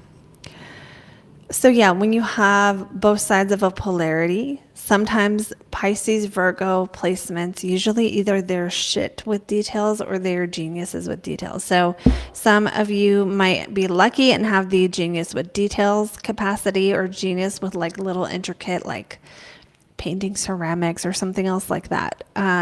So that's one pro. Another pro of Pisces Virgo is it's like the axis of service. Another sort of con, I guess you could say, would be part of you wants to be in control and part of you wants to have no control. And so oftentimes when we have oppositions like this, we might be on the negative side of both of those things, and where we start, and then we have to work with that, right? Like being too controlling with certain stuff that maybe doesn't need to be controlled, and then being a little bit too trusting the universe with things that maybe do need to be controlled. So that's the tendency of Virgo, Pisces. I say this as someone with Virgo and Pisces, is that we will, it's like I'll focus in on a detail that does not fucking matter. And all the shit that matters is not being dealt with. So let me know, Josh, you feel free to ask another question about that if you have something more specific about that. Let's see, NC says, question, this eclipse will set, that will happen during Saturn in Aries. I don't quite get what you're asking. Feel free to kind of rephrase that until I understand. Carolyn is asking, do you have any tips for how to take placements between your sun and rising and what to put more priority on? Usually these are going to both kind of generate naturally. Your sun is usually going to just shine. Your rising, you're sort of going to usually grow into as you get older. So the only thing I would say is if you have a contradiction, like if they're square, if your sun is square or opposite your rising, then, if your sun is opposite your rising, you're going to dive into one energy and then dive into the other. And the way to work with that is just to know that you're going to be like that and consciously choose it. If your sun is square your rising, you might have more internal tension with which one to kind of listen to. But that's not as much of a big deal as someone with sun moon square. Sun moon square is going to just fight with themselves all the time until they learn how not to.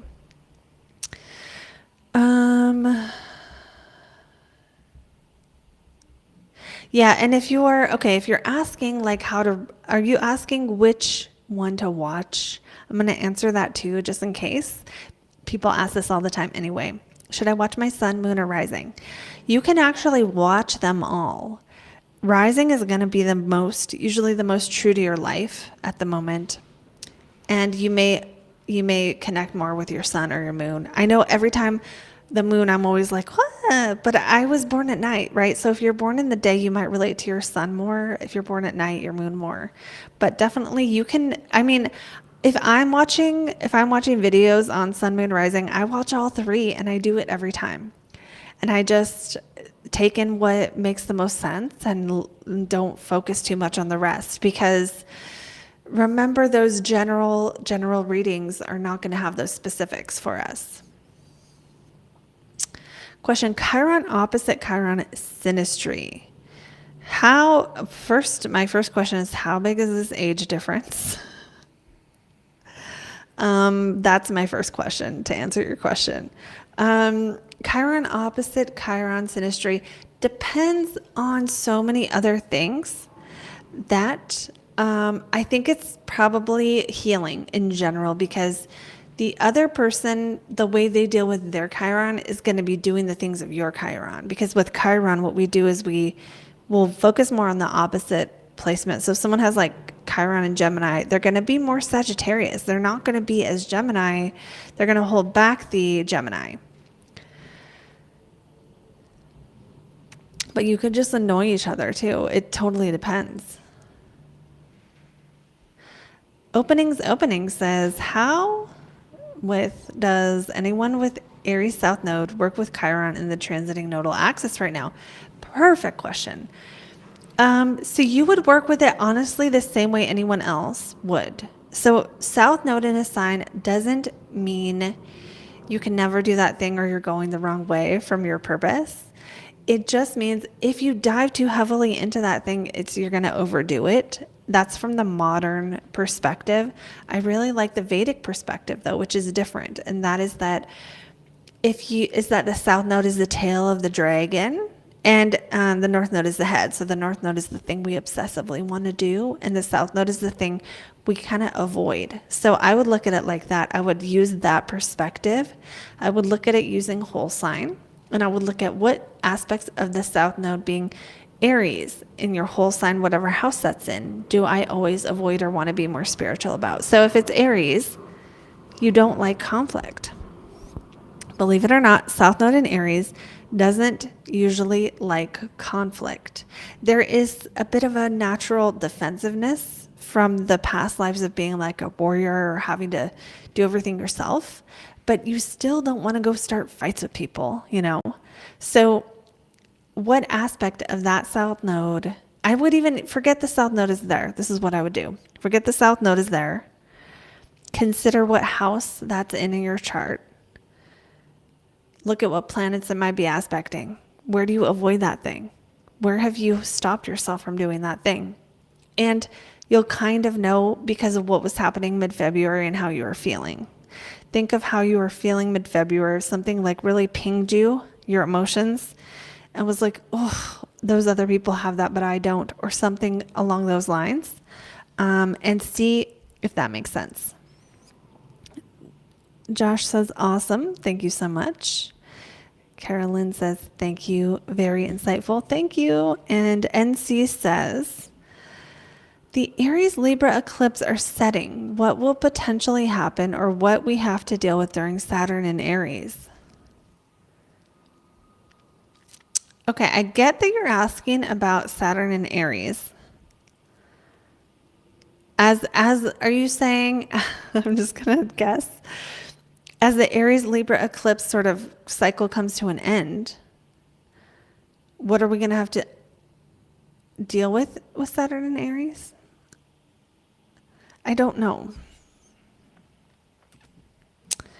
I still don't totally get you, NC. I'm sorry. I was born in the morning, but yeah, I tried to look at sun and rising, but wasn't sure. Yeah, okay, yeah. Well, and sometimes you can be born in the morning, but still be a night baby if it was like 3 a.m. or in the morning before the sun came up. So it kind of depends on, were you born after sunrise or before? You can see it in the chart, right? So a day or a night chart, if the sun is above the horizon, above the line, your AC or your DC, that's a day, and below is night. But yeah, you can just try it and see. Okay, what can be the result of a midheaven and south node conjunction? Sometimes that south node's tendency to decrease will show up here, where you don't want to go after fame or recognition just for its own sake. You might not like people who are just famous and they don't seem to have skills or deserve it. You might be more interested in your emotional foundation or the way you feel than whether you're going to accomplish something. You might not be the kind of person who will take a job where you have a split shift and you can't do anything fun and you're just work all the time. Those are some of the ways the South Node conjunct the MC can show up.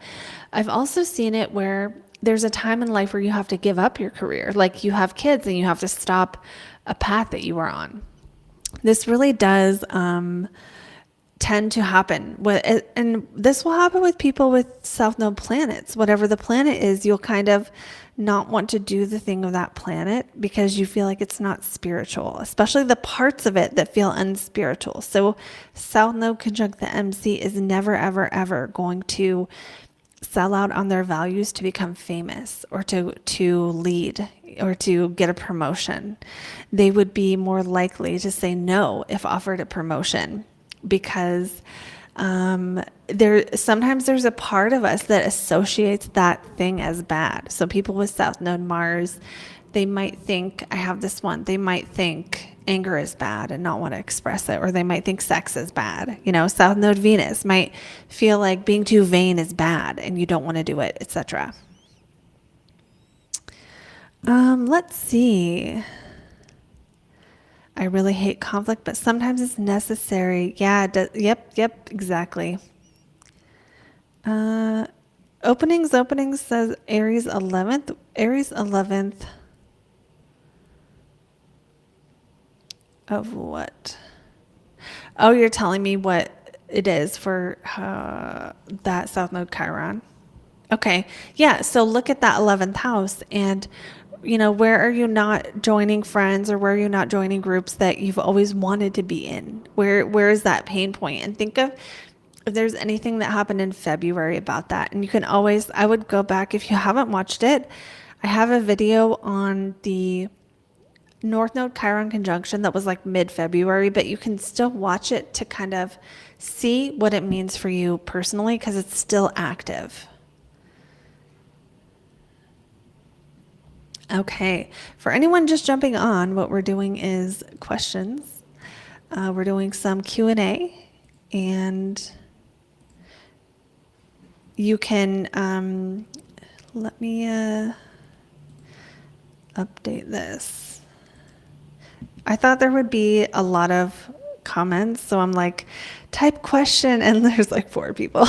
But that's okay. I don't want to say that like I'm complaining. I'm just laughing at myself about that. I'm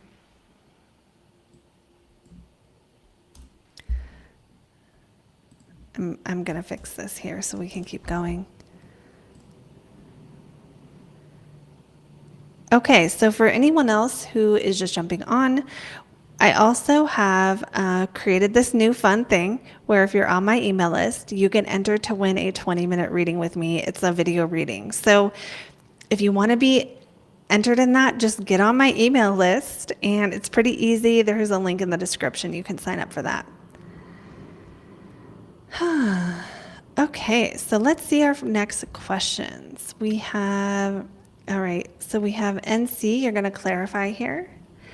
I have Saturn in Aries, Aries moon and rising. Oh, new question. I'm relocating April 1st. In eclipse season, the Libra Aries eclipses are potentially setting up where I'm going to have a hard time when Saturn enters Aries. Not necessarily. I mean, we all have a hard time wherever Saturn goes.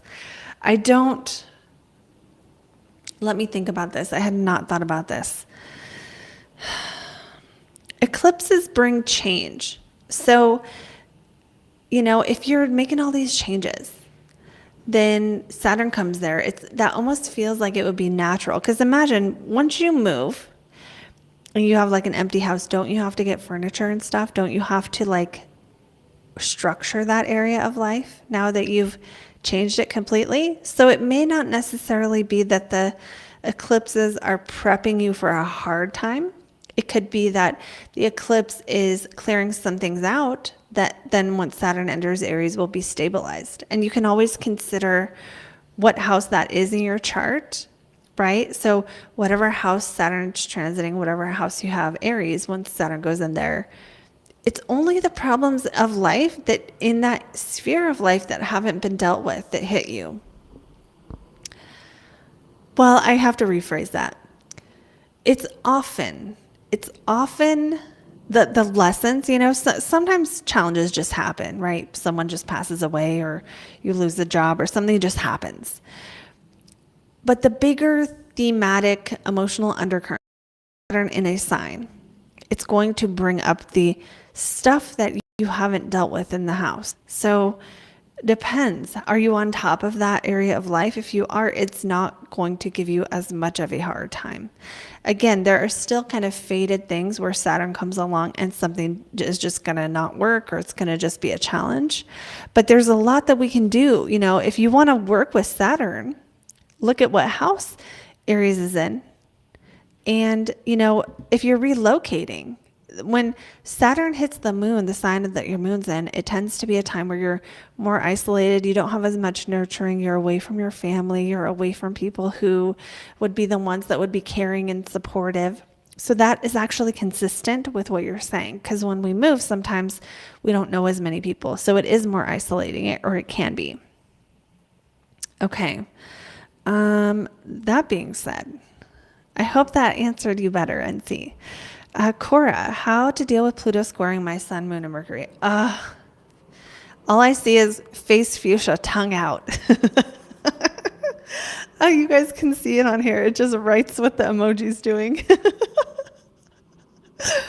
Okay, so dealing with a Pluto square, first of all, know that Pluto can take you to the underworld, but what most people don't talk about as much with Pluto is that you also get to ascend, right? If you keep going, you don't stop, you get to ascend from the underworld and you get to come back more empowered. So Pluto's going to take your sun, which is your ego, and take it down into the underworld and show you where you're powerful and where you're powerless. It'll help you see areas of your life where you don't have enough power, and it will probably put some pressure on you, maybe even internally, where you are like, I need to be more powerful here. That's the sun. The moon, Pluto moon is a more challenging one, I think, because our moon's more sensitive. So that can change your emotions and how you nurture yourself and your self-care. It can change your diet, your body, your weight, your diet, I said that, your workouts, your whatever you do to like make yourself feel good, it can change those things. And Mercury, Pluto's going to take your thoughts into the underworld. So you could have dark thoughts during this time. Don't feel bad if you do. They're just thoughts. And Pluto can take the way, help you see, help. I hate saying help when it's Pluto. It's like, oh, this person's going to help you see how long you can breathe underwater by holding your head down until you can't breathe anymore. Like, thanks for the help. But that being said, Pluto with Mercury, it will help you see where your thinking errors are, like how your thoughts about life, how you organize your thinking, the things you believe in your mind, what's working and what's not. Pluto will kind of put some pressure on that. Now, if you want to know the next level is look at what house in your chart the sun, moon, and Mercury rule. So let's just say, for example, Cora, if you're let's say you're an Aries rising, right? So for Aries rising, third house, Mercury rules the third house of communication. But if you were a Virgo rising, Mercury rules you and it rules your career. So considering whatever house goes with the sun, whatever house goes with the moon, and whatever house goes with Mercury, those are going to be the things that Pluto is going to totally transform and take you to the underworld with. Now, the thing about Pluto squares, Pluto buries the thing. So buried is a keyword for Pluto in the natal chart. Unbury is the keyword for it when it transits. So what can be buried with the sun is like feelings about yourself, how you feel about yourself and your desires. What can be buried with the moon are going to be emotions. And what can be buried with Mercury are thoughts. Pluto squaring those planets can unbury your ego, unbury your sun, your joy for life in a way. Although I wouldn't describe Pluto's sun square as joyful. It's more of the pressure that causes you to reach deep within yourself for that thing. Moon, how does Pluto squaring moon? That's like unburies emotions, especially if this is only if emotions have been repressed. Okay, so your feelings might be more available to you. And then Mercury, Pluto, what would it bury? Well, memories. Maybe you could remember things you didn't remember before. It doesn't mean Pluto's going to make you a superhero and now you remember better. It means things you didn't remember could be brought to the surface. Those are like the more like spiritual kind of things that we can see happening during those processes. But Pluto squares demand change, right? They demand change. And so and if it's square, this means what? You have your sun, moon, and Mercury. It's either going to be Leo or, no, square. Square is going to be what? Cancer or Capricorn. So, yeah, that's going to, I don't know why I said that because it's just going to be one of those signs. But, yeah, that's kind of the gist of it. Pluto squares, I almost get the mental image of almost like a balloon and taking that balloon, and if you were to open up the bottom of this balloon and like change it, invert it so it's outside in, inside out instead of outside in, I feel like Pluto squares kind of energetically turn you inside out. So take that how it resonates and don't be scared and just allow what is still inside to come out. Allow yourself to be turned inside out. And if it makes you feel better, Pluto is squaring Mars right now for me too. So I'm being turned inside out right along with you. Thank you, openings. No problem, NC.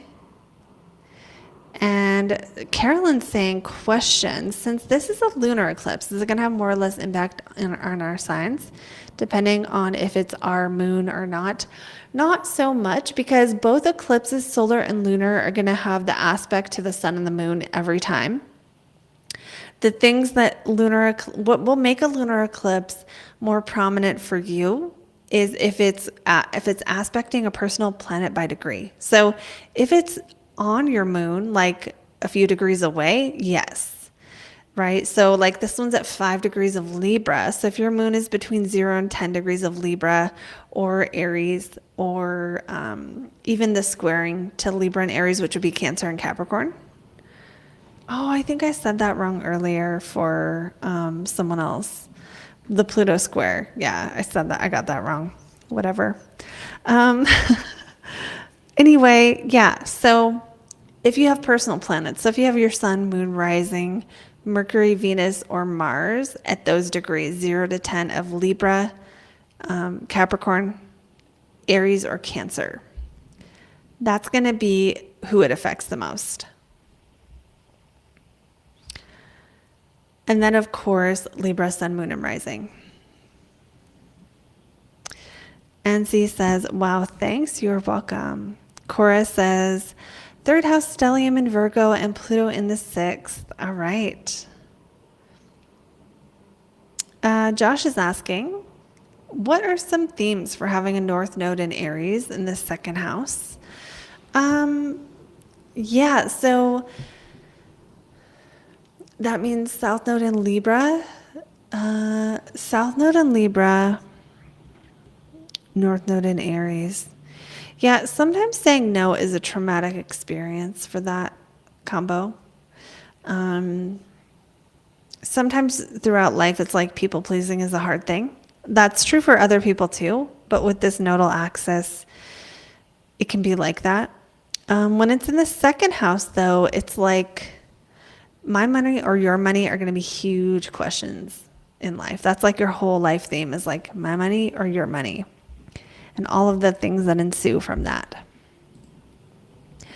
All right, I'm a Scorpio rising, but my sun is in the 12th. Any thoughts? That happens.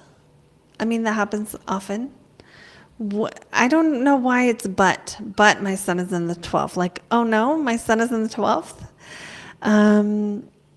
It's fine. It just means, sun in the 12th just means it can be a little harder to be recognized. Now, this is your career. It probably means you like working behind the scenes. That's kind of because Leo would rule your 10th house in whole sign. And you shine in 12th house stuff. So sometimes that's spirituality, astrology. Sometimes it's social work, understanding people's psychological challenges. Sometimes you're really good at that. NC asks, I'm born with Mercury retrograde. In my progressed chart very soon, it won't be retrograde. With my progressed chart soon to be Mercury direct, how will it be seen? Maybe not every day. It might not be like today's the day and you see a difference, but it is kind of a big change to Mercury stuff in your life. So you need to think about what Mercury rules, what house. That area of life will have a bigger change. Since it was retrograde planets have this sort of signification of having to go back and redo that thing at some point in your life. And with Mercury, sometimes it's something you're communicating, but sometimes it's something that's more attached to the house that Mercury rules. So what you can expect is something in that house of life kind of changes in a big way that you might not notice from one day to the next, but in a year, if you're looking back or years later, you can look back and see, oh yeah, that area of life is totally different now. And also not everyone's Mercury retrograde ever goes direct progressed. So I always try to tell people that's kind of a gift, right? It's kind of a gift to have that during your lifetime. Cora, yep, that was dark. And I want to say, that's what happens when we ask about Pluto. But there's not a lot of, there's potential to unleash power with Pluto transits, but you cannot do that without going into the underworld with Pluto. So it's just going to be that way. DA has Pluto square Pluto, Saturn square Moon, and Uranus square Venus. All right. Sometimes you just get it all at once.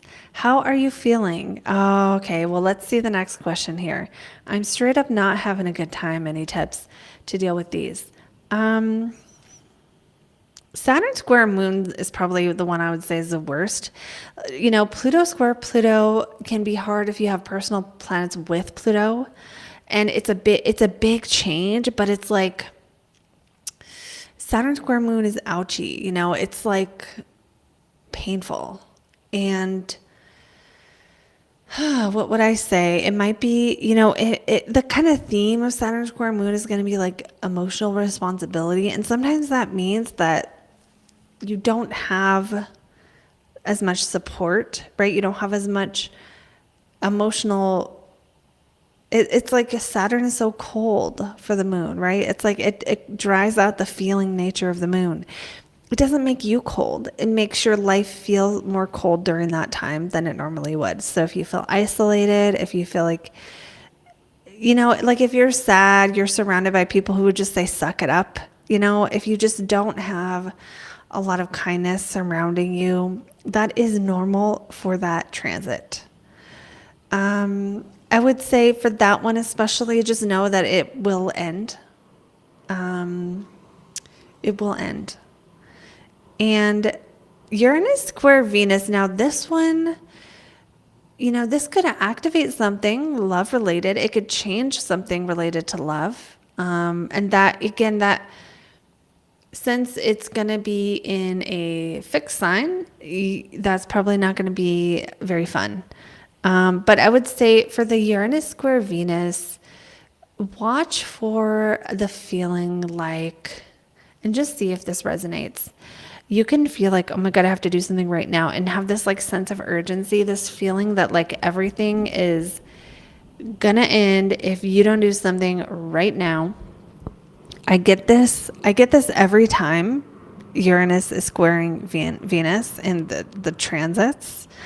And so you might have to like, it's okay to tell yourself over and over that like you don't have to do something right this second, to deal with things. If you want more, maybe tell me more about what you're not having a good time with, because I hear you, DA. And that's really the thing I can say here is that I have 3 things squaring me too. And I'm also not having a good time. But sometimes just knowing these are squares and they're temporary and everyone goes through them. And just by chance, some of us get 3 at a time.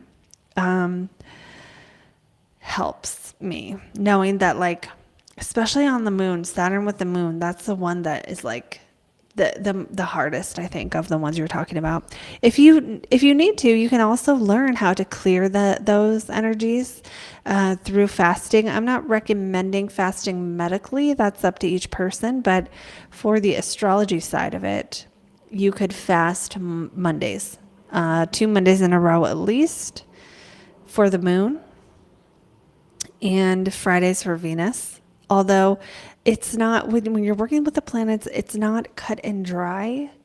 It's not like you do it and it's done.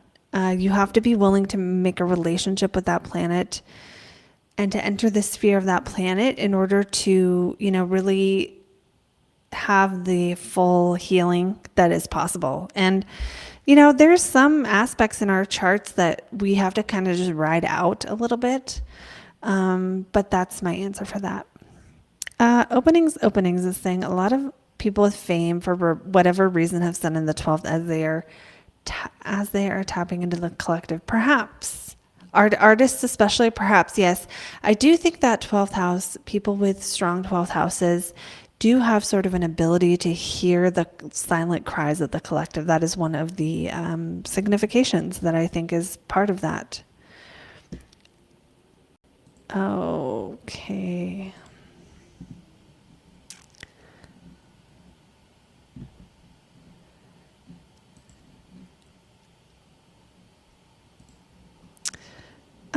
Okay, so Dahlia. Libra is my 6th, and I have Venus and Mars in Aquarius. This is a little too much like a personal reading, so you can ask about one of those things. And I don't know if you're just sharing that, Dahlia, or asking a question. If you're sharing that, that's awesome. Thanks for sharing. If you are wanting to ask a question, then you can still do so. Just something a little bit smaller. I realize maybe you just weren't asking a question. Okay.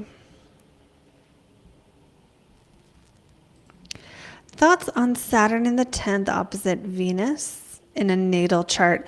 Saturn and Venus, I go into this in my Saturn course. I do all the aspects, not in the houses, but like what Saturn opposite Venus means, and etc. But it means you're going to have times where you are working and you're not paying attention to love or like enjoyment, and then it's like, this is like all work and then all play. It's kind of how your energy will go. And it's fine. The thing about the opposition is you just realize this is your natural tendency to be all work or all play, and to consciously choose which one you're going to do. Oh, Dahlia says, I'm dying to get a reading with you. The other day I was so down. What do you mean the other day? What happened? Already fasting. Okay. Okay, so let's talk about this, Mitchie. An astrologer said it's my last lifetime. Scared me. I don't love this. How does this astrologer know this? I question these kind of predictions because they might not even be true. And if you want more thoughts on that, let me know. I'm not sure if you do, though, or if you were just sharing. Dahlia, thank you. Thank you for the $2. We're not, let me see.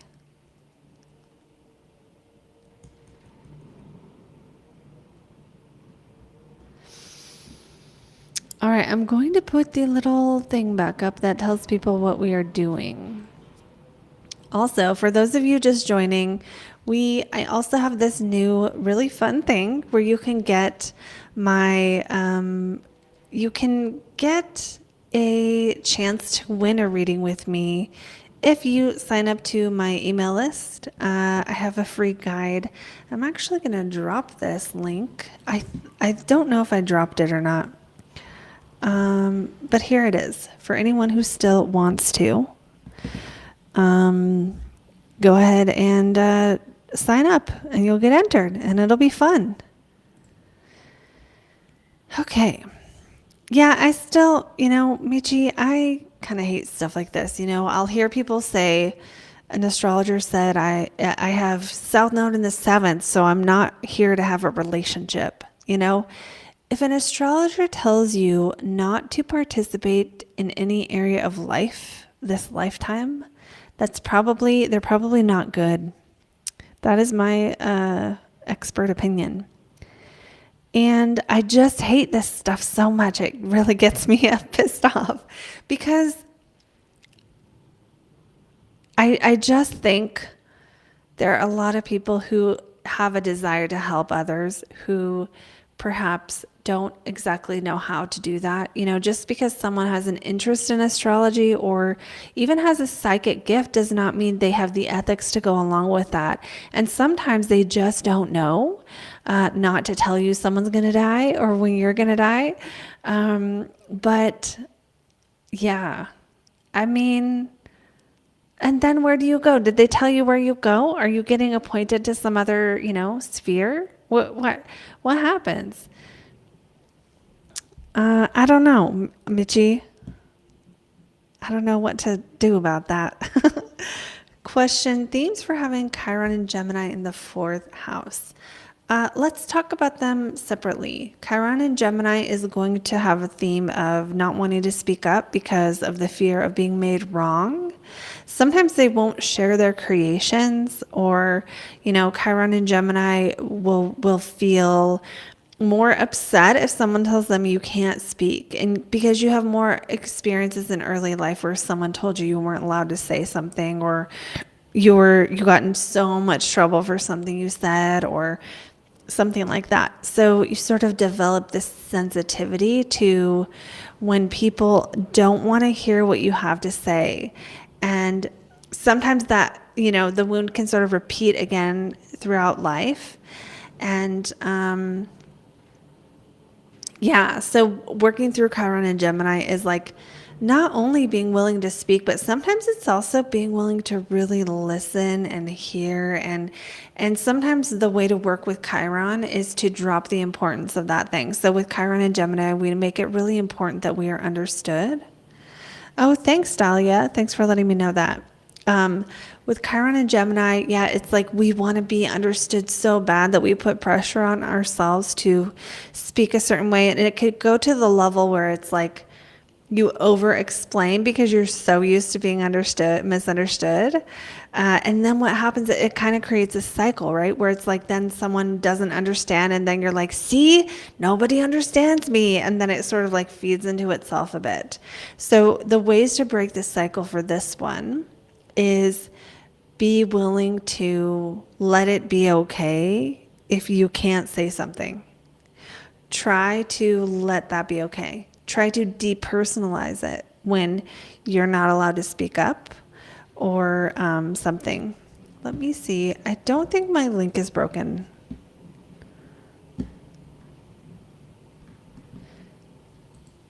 Yeah, no, it's not. I don't think it's broken. Maybe I just didn't paste the whole thing in here.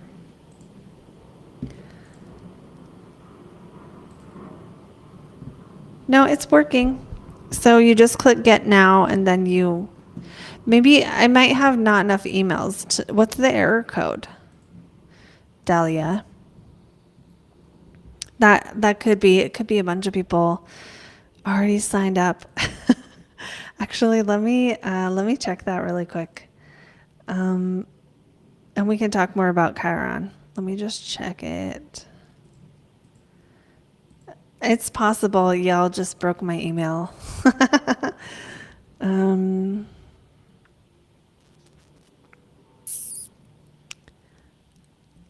don't think so. Yeah, I'll have to look at that after.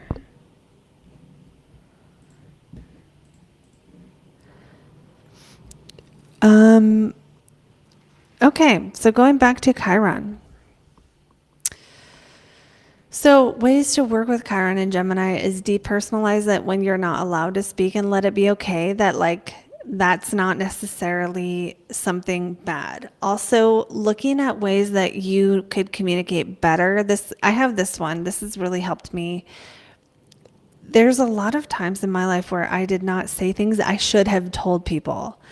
And understanding now that perhaps I could sort of turn it around on myself a bit in a positive way, where it's like, okay, if I don't like it when people don't listen to me, maybe I can try to listen to them, like give what I want to receive. If I don't like it when people don't communicate with me, maybe I can try communicating with them, because at least for myself, this part of my life was so blocked that it's like at work, like when I probably should have told my supervisor about something, I didn't think about them needing to know that thing.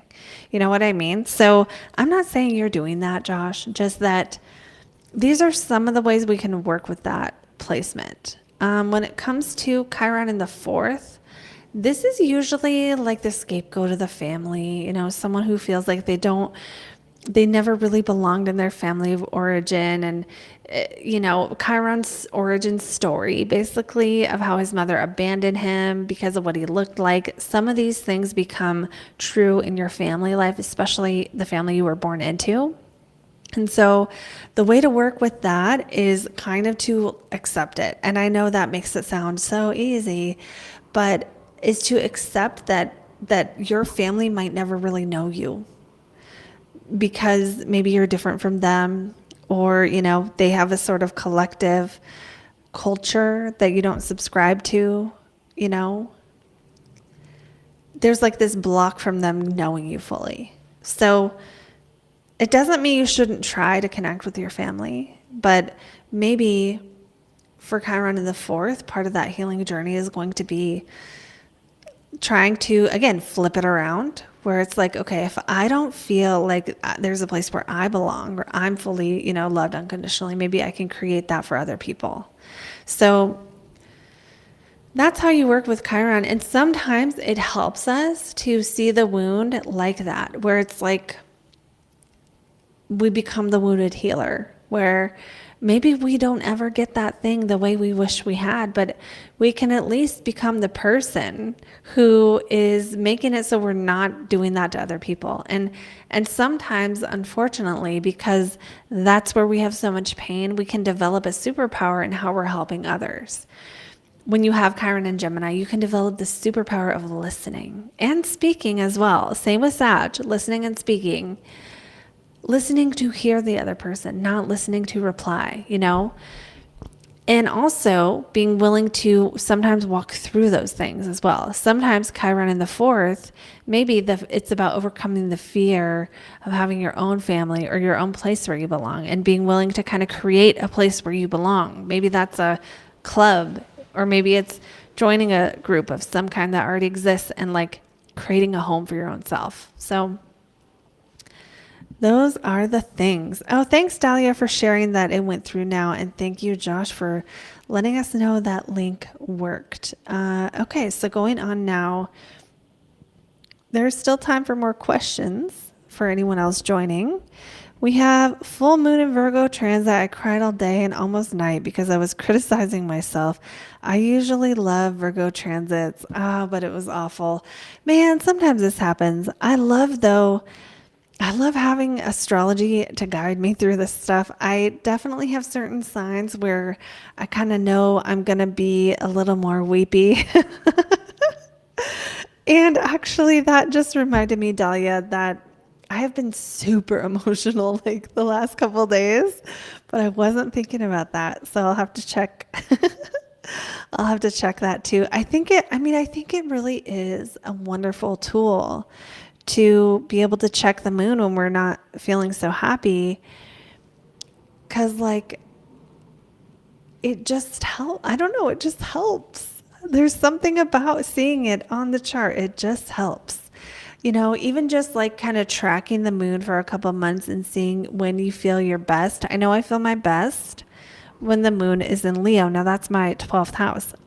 And that doesn't totally make sense, but it makes a trine to a lot of my planets. So it's just like it brings out the performer in me that's like always kind of there, but doesn't always feel like performing, if that makes sense. So when I'm really trying to like go with it, I'll schedule more lives during Leo moon because I know I'm going to be my most exciting self, you know, even like if I have clients on those days for readings, I'll be more like telling stories or telling jokes or making them laugh on those days. All right. I think we got through all the questions so far. If you're watching and you're thinking about asking a question, you can ask now, and I'll hang out for a few more minutes and see how many more questions we get.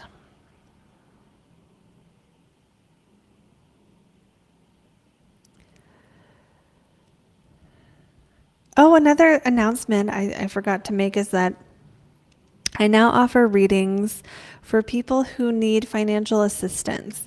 You can apply. So you can apply for a reading if you can't pay the whole rate and you still feel like you need a reading. That is an option. There is a link in my description of the video. It's not in the chat, but it's in the description.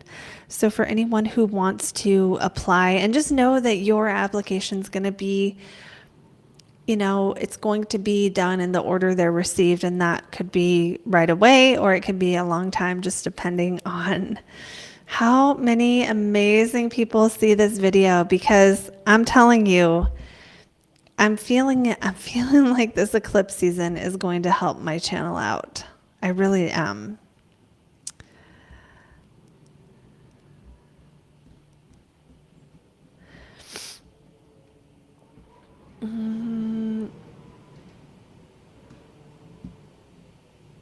Okay, yeah. And then also, I probably said this, but I still think that Aries North Node Chiron video is worth watching. It was the most acute mid-February, and it's still kind of lingering. So there's still that feeling like we want to kind of break through and push through. So I recommend checking that out as well. Cora's asking, do you use part of fortune in your practice? Not always. And I'll tell you why. I just actually, you know, I've been interested in the lots, right? So the part of fortune is one of the lots that are calculated based on they're like mathematical calculations. There's lots on everything. There's like, I mean, there's a lot of almost anything you could think of in life. There's a lot of that thing. But the lot of fortune and the lot of spirit are two like big ones that are like probably more significant to our life. One of the reasons I don't love using the lot of fortune is that sometimes it says you're going to have bad luck. And I don't like telling people that stuff. But I'm also not going to lie and be like, oh, this square to the ruler of your lot of fortune. I'm not going to lie and say, oh, your fortune's going to be good now. This happens to me every time I try to research something in astrology, is like, I just learn how messed up my chart is every time. And it's amazing. It's just like a comedy at this point.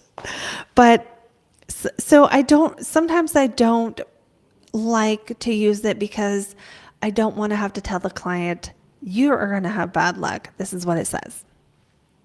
So that is why. And some of it too is that I think I'm a little better with the planets as far as my ability to really tune in and get intuitive stuff. I don't exactly know why, other than, in astrology, the planets are grahas. And so it's like they're grabbers. They have this power that the points don't have, right? So the lots, the nodes, even though they're important, they're points in space. Those things I find, even like Black Moon Lilith, which I'm so drawn to the idea of these things, but I found personally, I don't exactly know the reason, that I don't get as much intuitive stuff on them. But when I'm talking about the planets, it eventually switches into like, I'm feeling it.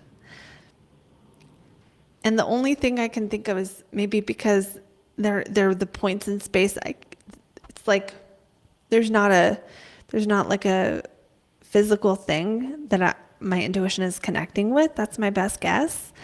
So that's another reason that I haven't started using the part of fortune, is I would have to go and like study a million of them and then tell people like, yeah, you might have good luck and then it'll go bad. I don't want to do that.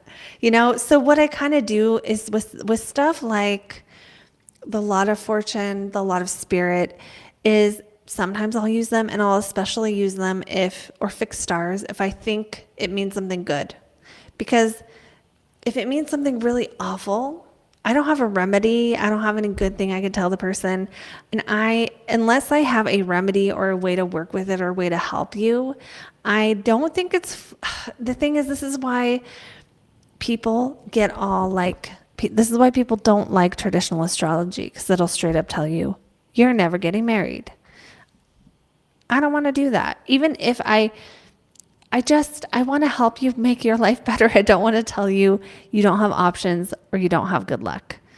All right. So Cora's asking a question, which is, what if fortune conjuncts my ascendant seems rather fortunate? Yeah, it does seem rather fortunate. Yes, it does. I do think that feels rather fortunate. What you can also do is look to the planet that rules your ascendant and your lot of fortune. For you, that will be the same planet. See what it's doing and see what house it's in. There's this sort of trick but the way to read the lot of fortune, one of the ways, is to actually look at what house the ruler is from the lot of fortune. So for you, that's going to be the same as what house it's in, whole sign.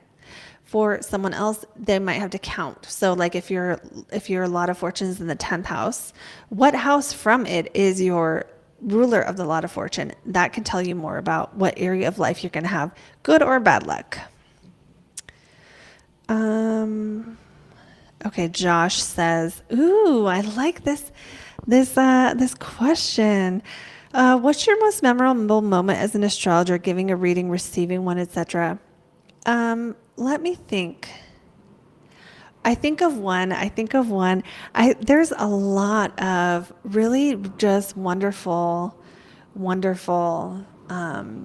moments, that are just like, I'll tell someone, unless you do this, and they're like, yeah, I do that, and when I was first starting to read more for money, do astrology for money. If I would tell someone their job, that would be the most like best thing ever. I remember saying, unless you do, military paperwork for a living. And they're like, yeah, I do. I'm like, those very specific things are always like, damn. And the thing is, that makes me feel good as an astrologer. It probably doesn't do a whole lot for the person other than maybe it tells them I'm good. But beyond that, it's like me telling you what your job is, and when you already have that job, is fine to like impress you in the beginning. But like once the novelty of those gimmicky things is going to wear off, I think. That's my opinion. Okay, so those moments in the beginning, I remember actually, I remember telling a lady, we looked at the inside degrees of her North Node, and it said something like, something around like herbs and like potions or something. And she was like, that's what I do, So those moments where I'm reading someone's North Node and I'm like, maybe you could do retreats for people. And they're like, I did a retreat. Those moments are pretty good.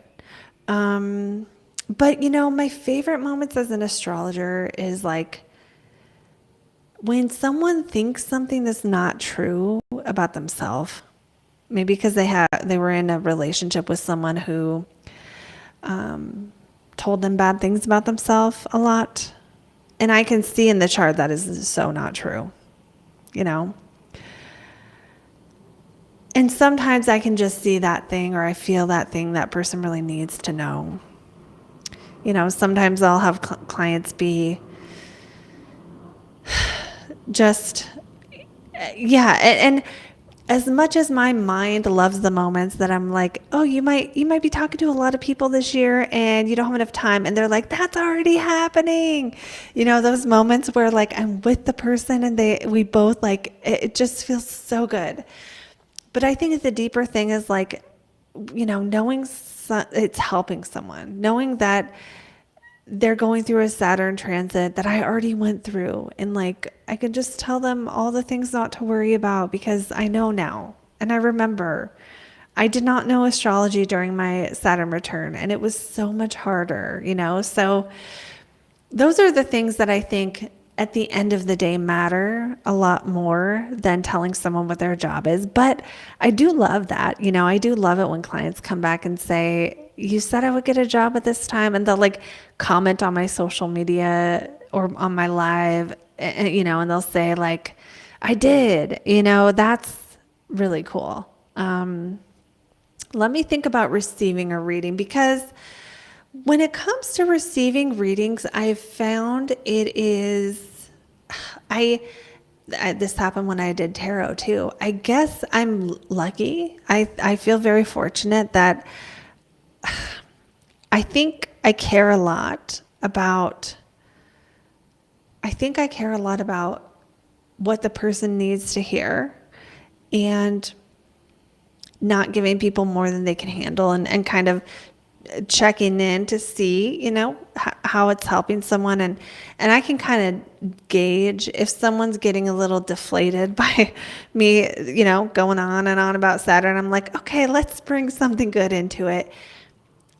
I don't think many astrologers understand that.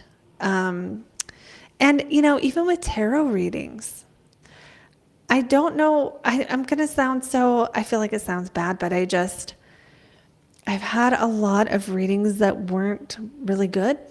I remember one in particular where there was a guy that I wasn't sure what the connection was about. And the person told me this whole story about how, we were together in a past life. And I believe this person had very good intentions who said this, and that this guy was going to come around, and I thought he was going to come around and like get spirituality, and he did not.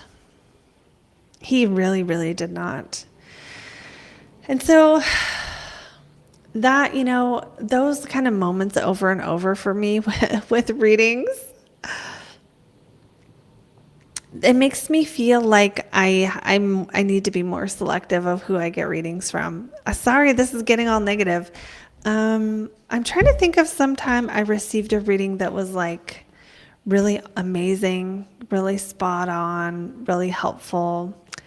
I did get one from Avalon Intuitive that was very accurate. It wasn't exactly what I wanted to hear, but it was very accurate. She has like a tarot channel. I did like one of her video readings. It was the date she gave me came true of when I would like be doing my business. So that was true. I find though that like with readings, I don't know how you guys feel, but sometimes with readings, it's just hard to have the right attitude about it, right? Because like at that time, I didn't really want to know that what was going to happen wasn't going to happen for like a year. That did not make me very happy, right? At the time, I was struggling with it and I wanted an answer. And so I think for me with readings, the memorable part is like realizing how to manage my own energy when going into a reading and not expect the reading to give me everything. I also feel like I did book a lot of readings with people that if I just had one good astrologer, it would have helped me so much.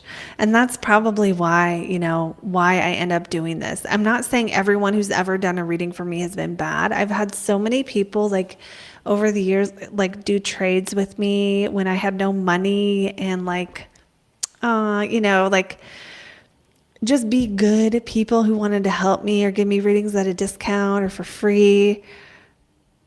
And even though, yes, I'm so grateful those people helped me on my path, I think the experience of seeking something and not being able to find it and not having, like, just not connecting with the right astrologer probably is part of why I do this, because you can go to people who are very good at doing readings and they still don't necessarily have what you need, if that makes sense.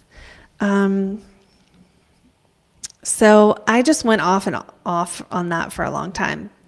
I remember some of the negative stuff the worst, honestly, or the most. And that might be just how I am. I did have another really good astrology reading from, what's his name? Nahum, maybe? Spiritual bodybuilder. He has a YouTube channel. I don't know him, but I did have a reading with him and it was very good. It was very accurate. He helped me see a lot of things about myself that were kind of hard to see. But like his style is definitely more on the energy side, but I thought it was pretty good. I've also had astrologers talk about mental health, which I think is a kind of a no-no. So that's another thing that's like, it jumped out at me when you're like, what's the most memorable?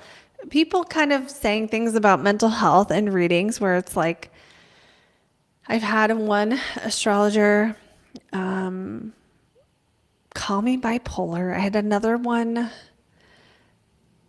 accuse one of my family members of being borderline, and both times it was not the right thing to be bringing up, and it wasn't addressed in a way that was helpful. So those things I remember too. You know who else I got a reading from once is Rick Levine. So he is in Washington. He is an astrologer.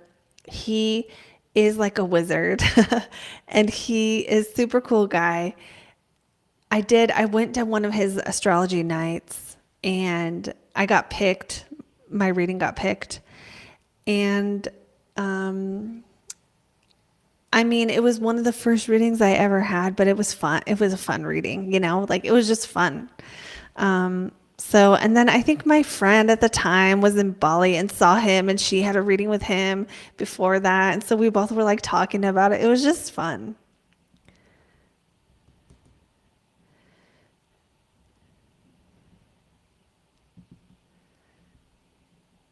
Okay, so Carolyn's kind of talking about me bitching about readings. It helps to take some things with a grain of salt because different people will interpret things differently. Yes, it may not always connect in a way give value or may not pick up on the right things. Absolutely. And it's like some people are really good at some stuff and not at others, right? So you kind of have to think about, I think, about the readers you go to as like, okay, I'm going to go to this one for this one for this one for this, because we're not, I mean, as much as I had experiences where it was like, man, I just wish I had a good astrologer.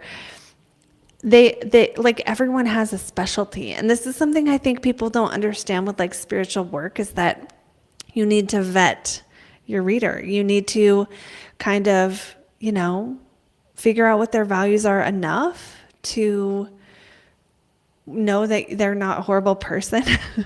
That's one of the reasons I do lives, is because it's like, I'm not getting online with someone seeing my chart for an hour if I think they're a shitty person, if I think they're a scammer, or if I think they are just going to judge me and just like look and tell me what's bad about my chart. I had an astrologer recently, actually, kind of, I said something about my Mercury in Sagittarius, which is not a good place for it to be. And his response was basically, do you think that's why you made such bad decisions in your life? And I just was like, first of all, I don't think that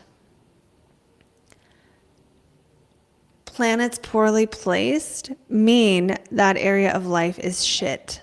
It just means my Mercury doesn't want to do Mercury stuff. It wants to do Sagittarius stuff. And so, people with Mercury in Pisces and Mercury in Sag can still make decisions. Thank you very much.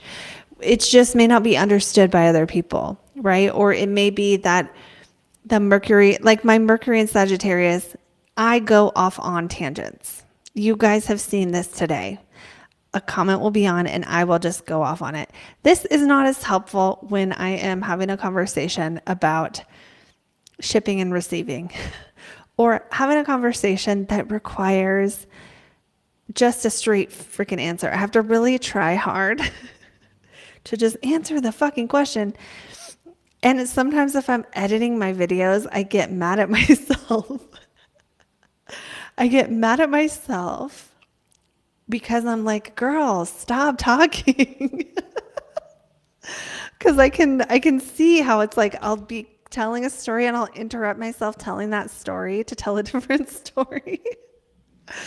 Anyway, so, I don't think that like deciding you're wrong because you have a placement is a good thing to do, right? It's a good thing to be. It's a good way to be, right? Like, I don't know. Maybe some people like that. I don't know. Okay, I'm checking out the comments here. Yeah, Carolyn's saying I have had to be selective about who I continue to go to. I always appreciate the balanced way you look at things. Thank you. And I think that, we all kind of have to do this because, yeah, people do, just like you said, people have biases and someone who is like, for example, never made it as an astrologer, and you're like, you come to them being like, can I be an astrologer? They're going to say, no, I have a story for this.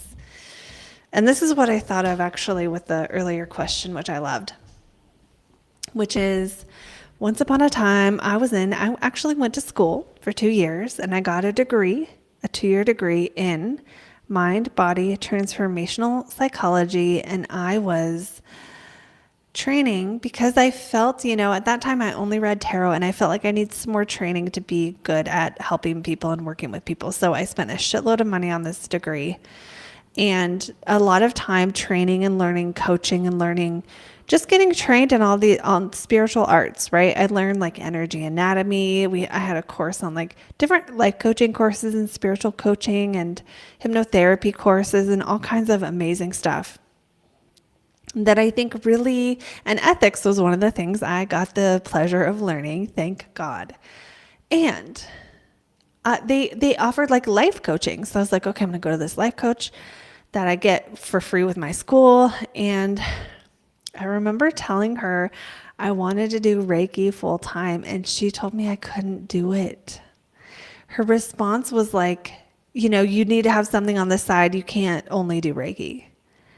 And I started bawling my eyes out because I knew you weren't supposed to do that. Now, looking back on this is a great lesson for me, because the reason this upset me so much was because I didn't believe I could do it. And now I know that doing Reiki full time isn't the right thing for me. But at the time, it was like I was trying to do this thing, and she was mirroring back to me my fear that I couldn't do it. And by the way, coaches aren't supposed to do that, right? Coaching is not consulting. A consultant will tell you, oh yes, you can do that in this business, and they'll give you advice. Coaches are not truly supposed to give advice, and a lot of people who coach do not know this, do not know that coaching is not deciding whether the person can do what they say they want to do. That's not part of coaching. Coaching is supposed to be helping someone clear the path to that goal. You're supposed to help them clarify their goal. You're not supposed to tell them if it's possible or not. But that's the thing, is that this person, her experience was that her and maybe other people perhaps none of them could make a living doing only Reiki. Well, long story short, I have a friend who went to that same school, and she does energy work. It's not Reiki, but it's really cool. And she no longer has to work a job. She only does that now. So I have proof that you can make a living doing energy work. I think she must live somewhere where the cost of living is kind of low, because she started charging like $20 an hour. She charges more now. But the point is, I have proof that lady is full of it. But when you're fragile, it's just, those kind of things bother me, because it's like all that person is doing is trying to help, but they don't know. And it really is kind of up to us on our spiritual path to figure out who really knows and who really doesn't. And so I'm at a point where if someone tells me I can't do something, I kind of try to figure out where they're at, and consider what level they're at, because usually people who have accomplished something aren't going to come down and tell you can't do it. Usually it's the people who are on the other side of that, who can't do it, who will tell you can't do it, because they can't do it, so they think nobody can. Okay, I just went off on that. Yeah, okay. Thanks, Anurada. Some of the funniest comedians have Mercury and Sagittarius, including Roseanne. She's hilarious. You know who else is amazing for Mercury and Sagittarius? I always use him as my example of this one, is Jamie Foxx. If you've ever heard him do an impression, it's just fire. But if you got Roseanne or Jamie Foxx and you were like, host a business meeting and be organized and think clearly, maybe they wouldn't be so good at doing the Mercury stuff. Maybe they don't have a plan or a schedule, or maybe they're late. You know what I'm saying? So we could see how maybe Mercury isn't good at doing Mercury stuff, but it's hella good at doing Sagittarius stuff. Carolyn, to myself, shut up, Gemini. Okay. I think we're going to stop here, you guys. This has been a wonderful afternoon. If any of you are jumping on now, you can go back and watch the eclipse. You can watch your sun, moon, and rising for the eclipse. And so the things not to forget are, one is that don't be afraid of eclipses. We are always under an eclipse cycle, because every 6 months an eclipse happens, right? Every 6 months we have at least 2 eclipses. And so every single moment of your life, you've been under the effect of an eclipse. We only get huge ones, like huge changes in our lives, sometimes when those, when the personal planets are activated. And even then, it's still not always horrible. So please don't be afraid of eclipses. Just know it just says this area of your life is likely to change during this cycle. And sometimes those changes are more jarring, unexpected, or, something we weren't ready for sometimes, but not always. So don't just think, oh, eclipse is going to be bad. Second is you can book a private reading with me. There is a link to my website where you can either book a private reading or you can, if you need financial assistance, you can apply for it. And number three, you can get your chance to win a reading with me by going to join my email list. There is a link in the chat. There's also a link in the description for that where you can get on that email list. You can get your chance to get a free reading with me just by being on the list. And by signing up, you're also going to get notified when I go live. I'm going to email you stories and stuff. And if I do sales or anything, you're going to know about that too, or do any new courses or anything. So that is what I have for today. Happy eclipse season. It's not coming till the end of March, but still, happy eclipse season. And I will see you beautiful souls in the next video.